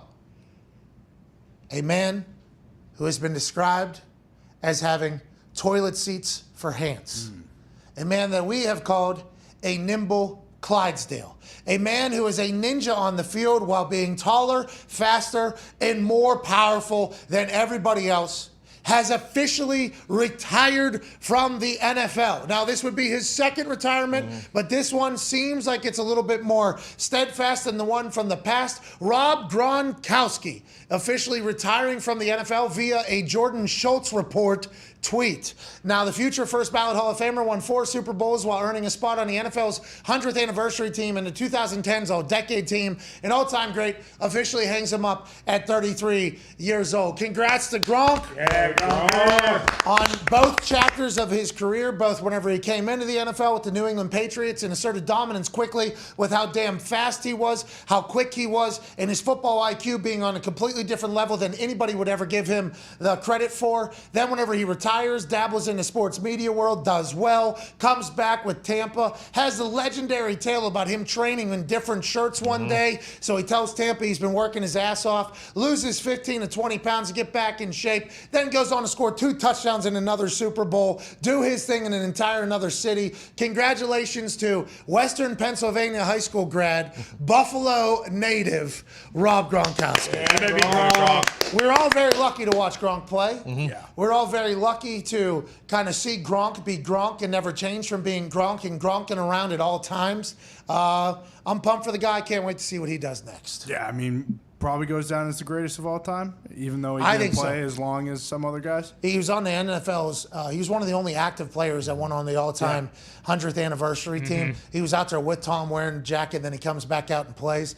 And there's other tight ends that have incredible numbers and have done great things. Gronkowski he's a road grader as well as the number one option for Tom Brady basically throughout the entirety of his career. There's obviously George Kittle and Kelsey and Ditka and Gonzalez and everybody from the past. I don't want to leave anybody off there. Gates is obviously in the conversation, and Witten, and Mercedes Lewis is about to play 18 years at tight end. But I think personally, I view him as the best football player I've seen live because of what he's been able to do and how fucking big he is versus compared to everybody else. Yeah, he's definitely the most decorated out of all those guys that you just listed. Like, he won 4 Super Bowls. He scored in every single Super Bowl that he played in, too, I believe. Except for the Rams. He set them up at the 1-yard line to basically win over the that shoulder Super. there. Yeah. And that was the only touchdown that got scored that game. But, I mean, he was obviously a legend for the Patriots. In the biggest moments, Rob Gronkowski made the biggest plays. Yeah. Now, obviously, Julian Edelman has that scoop against Atlanta that people will remember forever.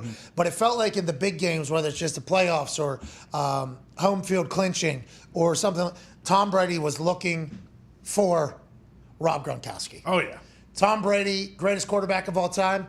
Probably not greatest quarterback of all time if he didn't have Rob Gronkowski in his life. I assume he will go on to say that at some point. And although Gronk is super relaxed and chill and I've heard the way he practices is 100 miles an hour, full go, finishing every single fucking rep. He's admirable at practice, off the field and on the field. I'm a big fan of the big son of a bitch, and I'm happy he's hopefully found happiness and contentment in retiring for good and doing his thing in his next step. Congrats to fucking Gronk. Yeah. There you go, Gronk. Obviously, there were other guys, but I think he was like one of those guys who really accelerated like what the top tier tight ends are doing right now, where like he is an incredible blocker, but you could also like split him out wide. And like, I mean, like I said, like Jimmy Graham, Kelsey, some of those other guys who are around there, but like he really did like accelerate what a lot of these guys are doing now. And obviously immense amount of credit for Belichick and Josh McDaniels. Whenever they decided, remember when he was lined up, goal line, and then they would just flank him out? Yeah.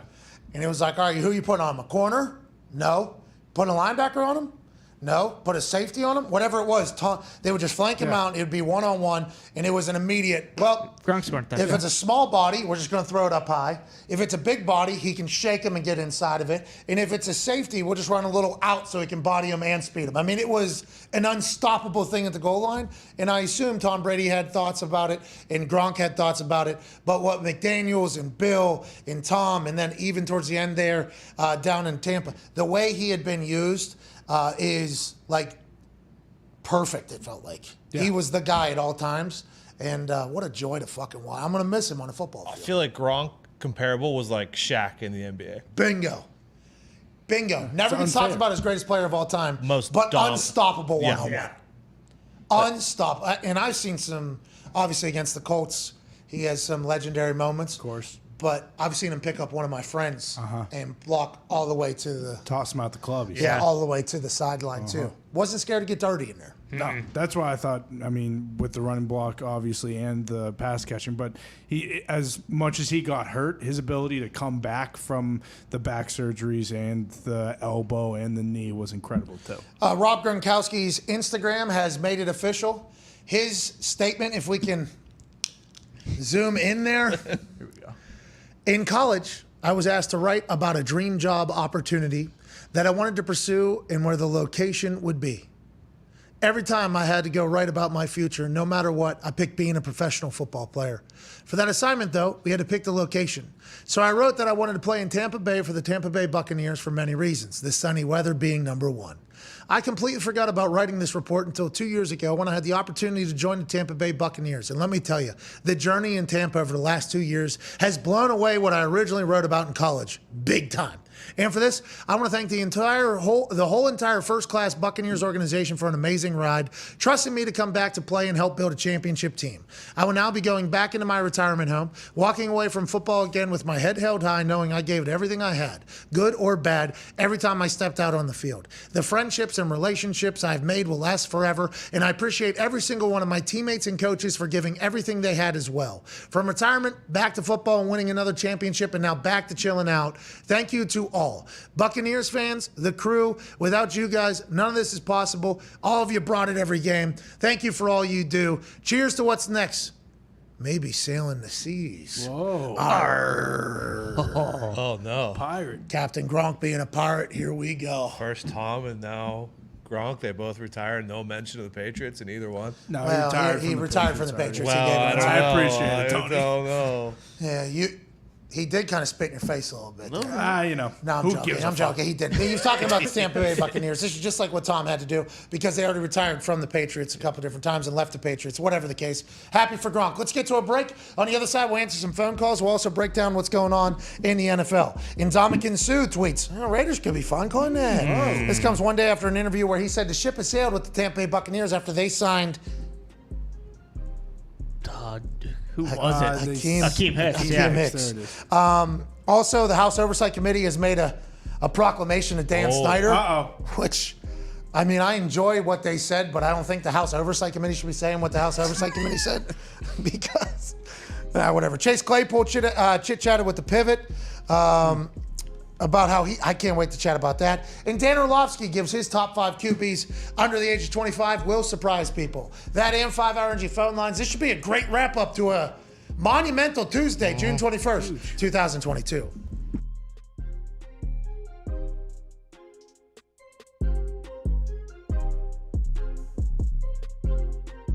A night of firsts already. We have the last lap match still to come tonight. Roman Reigns will defend. Hold on.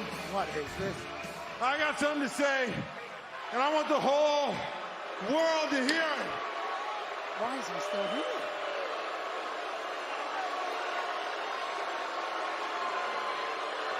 Pat, yeah, you and I, we've known each other for a long, long time. And I just hear you criticizing me and making jokes. Oh, did you guys just go home? When I was all the way at rock bottom, you coined the phrase, bum-ass Corbin. It was a good name. But then I hit it big. I hit it big, and you still run your mouth about me. You talk about all my losses. You criticize my hit show, Happy Talk. You say I'm undeserving of my pyro, and you need to obviously watch your mouth, because if you don't, I'm gonna drag you over this desk, throw your skinny ass in that ring, and make you wish you were dead.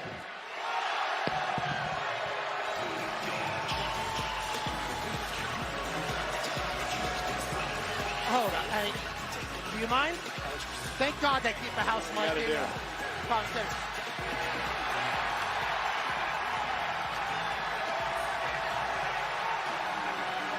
Hold on now, bum-ass Corbin. Before you walk out of this arena, I think what we were all expecting when we heard about a last laugh match was that we'd see your sorry ass getting laughed out of an entire arena. So I think with the help of the beautiful people in M-I-N-N,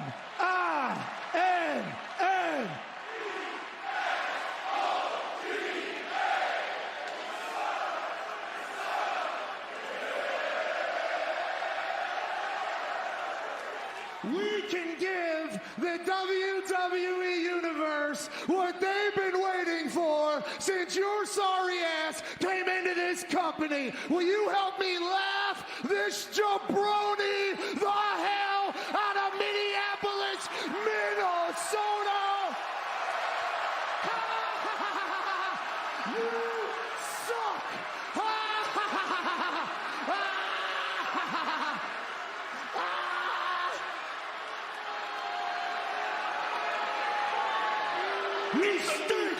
Yes, it is.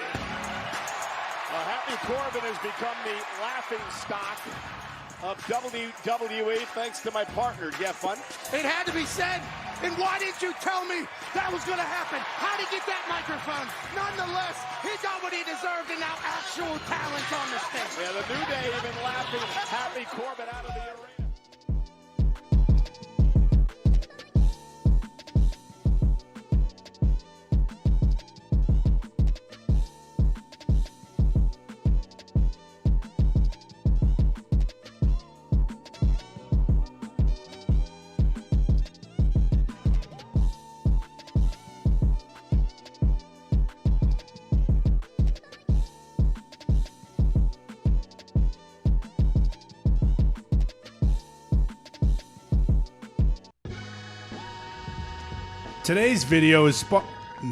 Today's show is sponsored by the best ticket app on planet Earth and The Moon. Hell yeah, SeatGeek, show, not video. This is your weekly reminder that listeners of this show get 10% off at the link in our description. The Stanley Cup Finals are still going on thanks to the Boch. Go Boch. Yeah, baseball is doing what baseball does. Plus, there are concerts happening all summer long.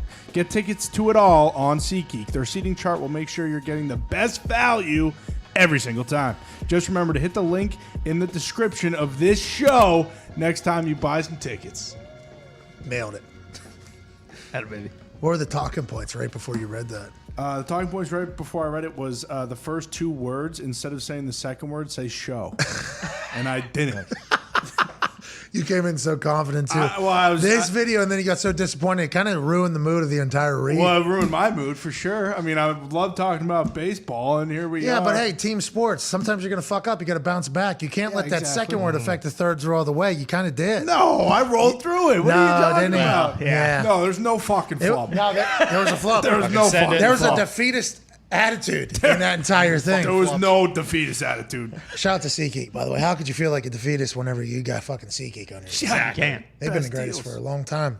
Let's do a couple things here real quick to wrap up the day of sports before answering some phone calls. Chase Claypool went on the I Am Athlete podcast with Brandon Marshall, Pac-Man, and LaShawn McCoy. They were in Pittsburgh. I believe they did something with Tomlin, too. I cannot wait to watch that entire conversation. situation. Or no, Ryan Clark. I think Correct. Pivot. Yes. The Pivot had Tomlin Tomlin, on. yep. I Am Athlete's been doing a Pittsburgh run. They had Aaron Donald on there, I believe, a couple weeks ago. Now they had Chase Claypool on there. Chase Claypool talked about a lot of things. He talked about how with Ben Roethlisberger, if he maybe didn't make a play early or dropped a ball early, veteran quarterback's not going to go back to him as much. So that's why his stats maybe looked the way it looked. He said he had learned from it, though. And, I think everybody's excited to see what Chase Claypool can become in this offense for the Pittsburgh Steelers. New quarterback, whoever the hell it's going to be, whether it's going to be Mitch, Kenny Pickett, Mason Rudolph. It's not going to be him. Go Pokes. Might be Mason Rudolph. We It's don't know. not going to be him. We don't know. It might be Mason Rudolph. No box cam beer. Well, anyways, Chase Claypool also said he knows he's a top 5 wide receiver. Then Brandon Marshall kind of gassed him up, and he said, top 3 wide receiver. Chase Claypool has the mindset of somebody that's going to be a top guy. I think we all think that he could become a top guy. Will he become a top guy? Pittsburgh Steelers fan at Tone Diggs. So I definitely think he has the ability. He's last year did make some drops, right? Didn't make the same catches he made his rookie year. Rookie year would go up on top of people, make these catches. Correct. Last year there was a couple of those situations where maybe in the year ago he would have made and he didn't make those catches. Yeah, and the right? big difference was his rookie year, he had 900 yards and 9 touchdowns. In his second year, he had 900 yards, but only had 2 touchdowns. He wasn't he wasn't making those huge splash plays like you talk about, but he definitely has the ability to do it. And I listen, if it's one thing saying that you are, but if this motivates him to maybe actually, work harder or do whatever, I'm okay with him saying it. But, he has some similar traits to a wide receiver that's gone to Kansas City, and, let's dial it in. Let's focus it in. You're talking about TikTok a little bit? What? You're talking about him getting on TikTok and into the content game just like Juju Smith-Schuster kind of did? I don't speak the name of John Schuster anymore. That's not his name. I believe that is his real name. Yeah, it's something John Smith-Schuster. Anyways, John or Juju was a hell of a football player. He's going to be great for the Kansas City Chiefs, but I'm not 100% sure that was necessarily the greatest OG in the wide receiver room for Chase Claypool. Is what you're saying as an outside looker? Yes, looking in. Yes, that's what I'm saying.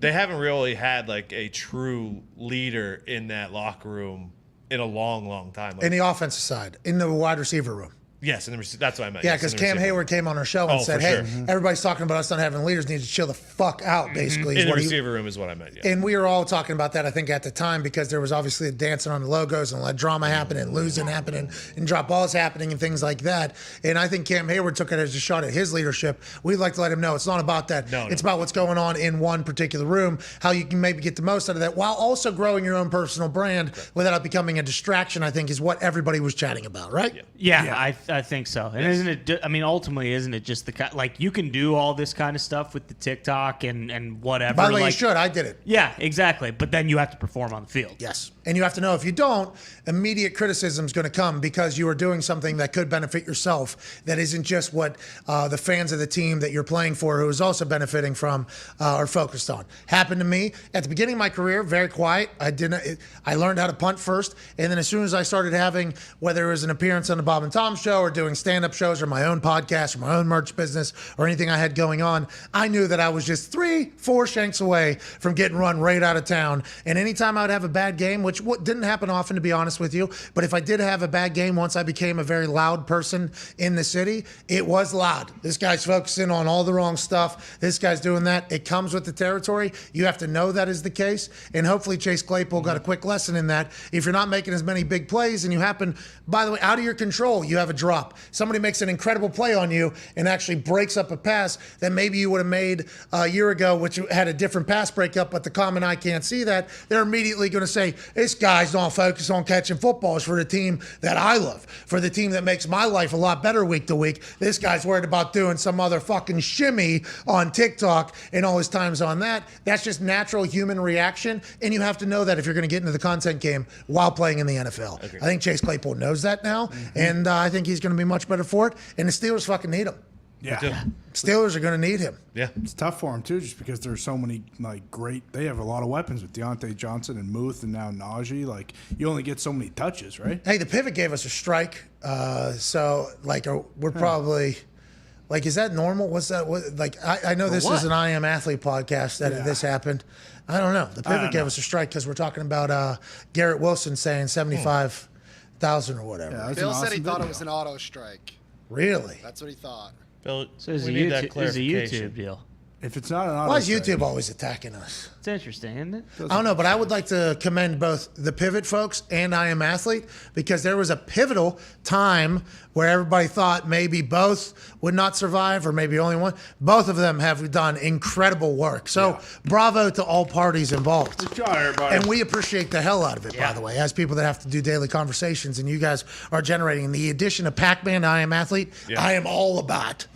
Any more Pac-Man Jones, I am 100% for. Thank you for that conversation with Chase Claypool. Dan Orlovsky ranked his top 5 quarterbacks under the age of 25. Kyler Murray, who's 24 years old, not on the list. Also, Mac Jones, lower than Trevor Lawrence.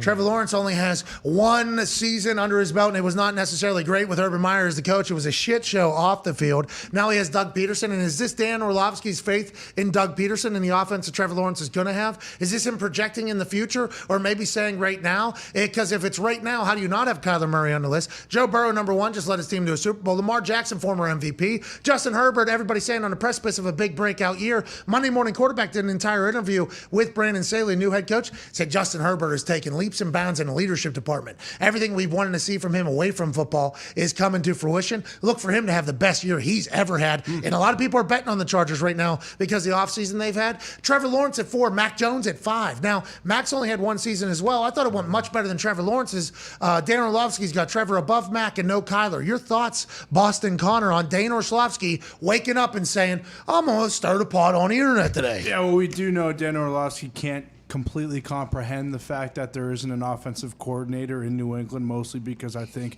if that was the case when Dan Orlovsky was playing, he might have pooped his pants and run out of the back of the end zone. And also, the more so with the Trevor Lawrence thing, he's going now into his second year with his second new coaching regime, so that kind of, I could see how that might be his reasoning with Mac, if maybe Trevor Lawrence was going into his second year in the offense, but he's getting a brand new And Kyler's about to sign a massive deal, not even on the list. It's going to be probably the biggest deal. I mean, Cliff Kingsbury said it's going to be the biggest deal in the Arizona Cardinals history. Well, obviously. He's also been to... Might be the biggest in NFL history. Well, I don't think it's going to be more than Probably $230 million guaranteed, which takes us back to the point. 20 of 24 cases have been settled this morning. Yeah. By the highest contract in NFL history of $230 million. That is bananas. I don't know if I enjoy what Dan Orlovsky did here. He knew what he was doing. Yeah, exactly. This is just Dan being Dan. And, hardworking Urbo put this graphic together. I sent this picture of this graphic to Dan Orlovsky. He said, that photo can describe me in so many different situations, usually when I'm talking to my kids. And he didn't even say anything about his list because I said, Dan. Yeah. To the right. Yeah. Dan. We're not worried about the fucking photo. Yeah. Okay, Dan? We're talking about the list that you put together, purposely saying, this will drive up a little. Or does he actually believe this? And why is Kyler Murray not getting any respect? Trevor Lawrence is at least 3 spots higher than Kyler Murray. That's a fascinating thing for me, especially with Jacksonville Jaguars, who have not had much success in a long time since they decided to blow up the entire team after taking a knee at right before half when almost won the AFC Championship. Yeah, we need to see more out of Trevor Lawrence to put him above Kyler, but I'm almost okay with putting Mac above Kyler. Well, that's the thing. I view Mac Jones at 5 was the first thing that I thought when I saw this. I'm like, Mac Jones, we were viewing him like he was a 40-year-old last year. Have him below Trevor Lawrence. You must really like Trevor Lawrence. And then Connor says to me, Kyler Murray's 24 years old. Yeah. And I was like, oh, that's an obvious omission then. I didn't think I thought Kyler older, by the way. Where is Davis Mills at? Well, Dougie Mills is down there in Houston, and I think they got a lot of... What? Hey, they're probably pretty pumped about what happened today. Oh, yeah. Because the Texans were starting to get implicated, right? Weren't they? No, that's... With the NDA. And the Houstonian. Yeah. Them setting it up. Wild day in sports today. With that list, too, I mean, if Trey Lance comes out and is the MVP, he's probably won, right? James Jones said that Trey Lance is going to be the next, Patrick Mahomes, Aaron Rodgers. I don't know if that's from eyes on, which I would assume it would be, but everybody talking about this guy that has seen his growth over the last year is saying, hey, Trey Lance is about to do it. And Kyle Shanahan and John Lynch obviously traded away the future of the San Francisco 49ers after winning an NFC championship and going to a Super Bowl. They traded away the future of the Niners to get Trey Lance. So that's them indicating that they think he is a rare anomaly of a potential talent. Everybody's saying maybe the next Josh Allen. George Kittle even said, see a lot of Josh Allen in this guy. He's big, he's fast, can throw the ball far. And at tight end university, I think he was hanging around Josh Allen and throwing the rock around. Trey Lance could be awesome to watch this year. I guess his odds for Rookie of the Year and Player of the Year are very good and changing, and people are betting on him. What if he is a guy? What if Trey Lance is an absolute guy? Got a chance to watch Jimmy G operate around the building from the Tom Brady lineage of how you do leadership. He's taken that all in, has understood NFL offense a little bit more, getting a little bit baptized into the Shanahan regime and what NFL football should look like. Trey Lance, what if he's a fucking guy? Yeah. What if Trey Lance is a fucking guy? What a draft class. Yeah. Unbelievable. Trey Lance, Mac Jones, Trevor Lawrence, who else? Zach Wilson. Yeah, I mean, that could be a hell of a draft class if Trey Lance becomes a dude. Well, and Kyle Shanahan, who is, by all accounts, an unbelievable offensive-minded coach, like, has he ever had a mobile quarterback like Trey Lance? Like, the shit that he can draw up now is probably, like, much wider of a range than it was before with Jimmy G, at least. It's almost all working out to exactly, we got time. We're going to keep Jimmy G around. Yeah. We're going to trade up, and everybody's going to expect this guy to play right now. We're not going to play him. Nope. We're going to actually sit him an entire year. And if you look at past experiences of sitting for a little bit and then playing, the information you can learn from a veteran quarterback is invaluable. It's priceless. And I go back to it always, and I hate that I got to say it every single time, but it is my personal experience.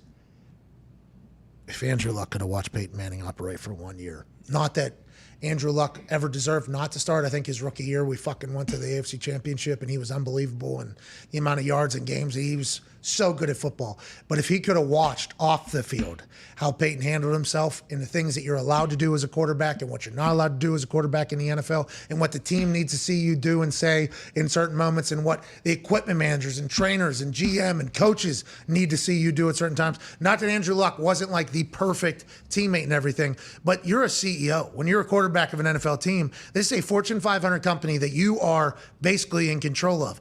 Getting a chance to watch Jimmy, like, a motivational speech from the starting quarterback to a special team linebacker after a practice that just happens like casually can change the entire course of that dude's career. Talking to the GM about players you like, you don't like.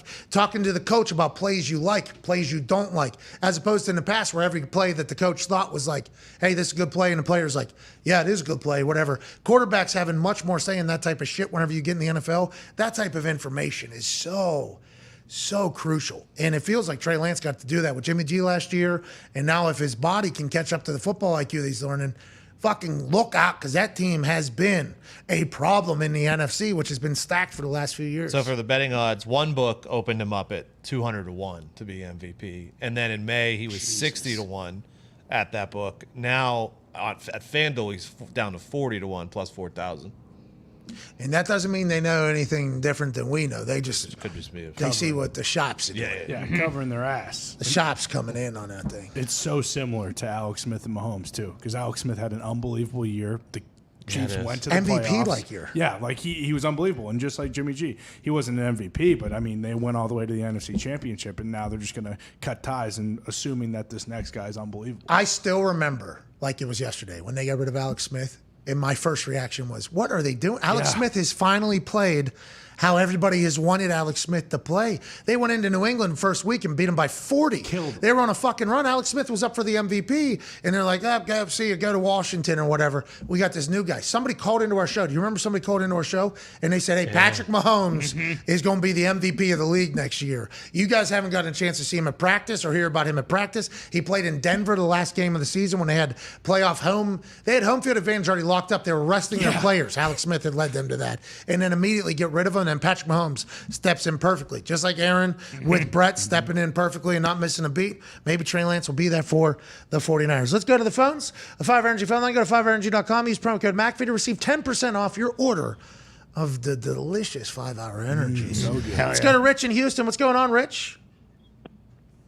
Hey, Pat. It's a joy to talk to you real quick. I just wanted to talk about the disrespect of Dak Prescott in the NFL. What do you mean? What are you talking about? You don't think he's talked about enough? No, I don't think he's talked about enough as an elite quarterback. Do you think it's because he gets hurt every once in a while, or do you think it's because he had the winter injury with the broken ankle, and then he missed one game with the with the calf injury. I think that hurt him last season, but I think he's going to be healthy this year, and he's going to be an MVP. All right, we appreciate that, Rich. You always been a Cowboys fan since birth? Since 1977. Hell yeah. Hell yeah. Hell yeah, Rich. You wear your Cowboys jersey down in the grocery store down there in Texas, you get 15-20% off. That's right. It's different down there. Those Cowboys fans are very real. And I do believe that although Cowboys talk is forced into every single show that is sports talk, Dak Prescott isn't necessarily the focal point of the conversation. Normally it's everybody else but him, right? Yeah. Really is. Sometimes. I think he still gets his due. I mean, fast forward 3 months, like, when we talk about the Cowboys, it'll be either because Dak Prescott's playing really well or he's not playing that well. Yeah. I feel like we talk about Dak, don't we? Yeah, for sure. I think everyone talks about Dak. It's the Cowboys. Everyone talks about Dak. It's tough, too. They just lost Amari Cooper. Like, I don't know how it's looking better down there than it was before. I think Who'd they get? They got somebody, though. They signed Gallup. They re-signed, Yeah, but they he's re-signed. coming off a big injury. Yeah, and they lost Cedric Wilson, who was him and Dak had a pretty good. Yeah, but Big Mike's lost 70 pounds. True. Let's go to the phones. Let's go to Damien in Canada. Damien, the name of the devil in certain languages. What's going on, Damien? Not much. How's it going, Pat? Keep it moving. I want to talk about the Tampa Bay Lightning. And what's your thoughts on there as a player activity? As in, we got Patty Maroon, who's a big beauty in himself. What? You got Corey Perry going down fucking with the other goalie, Dahn. which I mean is just being a pest in himself. But big one I want to talk about was Nikita Kucherov. And no one really seems to talk about him. They talk about what he does with his stick, We talk about him. but they don't seem to talk about his interview from last year after he won the Cup. What'd he say? He didn't say it. Well, he said everything. Geez, if you go and look up the interview, you'd see he's telling reporters to buy new mics. He's absolutely hammed out of his mind. He's just This guy's a beauty, huh, Damien? Fucking This guy's a beauty, huh? But beauty as beauties can get. That's what I'm talking about. It's gorgeous. We need to talk a little bit more about Kucherov and Stammer and all the boys down there. Back-to-back Stanley Cup champions looking to make it 3 in a row. Making 4 for Patty Big Rig Maroon if he continues to have the dangles in the backhand like he had last night. The Tampa Bay Lightning said, we won't go laying down. No. Come down in a storm, the thick humidity air, and we will see how you can play Avalanche. Hell yeah. We'll talk a little bit more about Dak. We'll talk more about Kucherov. Mm-hmm. We'll talk more about sports. But before we send this off to a man, I believe he's a Hall of Famer. Probably again. He's probably been in a few. Yeah, sounds like it. Another Hall of Fame nod for Chris Mad Dog Russo. Congrats to him on this channel that his name is associated with. I bet his show is going to be fucking amazing today. Oh, yeah. There's a lot of news coming out. Oh, yeah. Mm-hmm. There was a retirement, there's settlements, there's reactionary, there's LIV Golf news. A lot of good baseball stuff. Baseball stuff happening. His show is going to be electrifying. Ton Diggs, any final thoughts here as we get out of here? Speaking of baseball, Pirates got the next guy. They'll trade him out once he gets too good. We'll be back in 21 hours. See ya. O'Neal Cruz. Yeah. Hell yeah. He'll be gone. That's what I said. He's named after Paul O'Neill, too. Yankee legend. Yankees will have this guy in 3 years. 3 years? Probably by the end of this year. Maybe. I saw a highlight on the internet of this guy. You put a highlight on the internet and you're a Pittsburgh Pirate, you are no longer a Pittsburgh Pirate. Bye-bye. In his first game, he recorded the hardest thrown ball from like an infield position ever. Yeah, I heard he's got an absolute hose. 6'7". Yeah. Shortstop. 6'7" shortstop? Yeah, might need to move him to the outfield, but why? 6'7", the guy's fucking that beast, that's big. Back issues. He's bending over a lot. You need that guy just standing up, catching fly balls. We don't need May put him at first.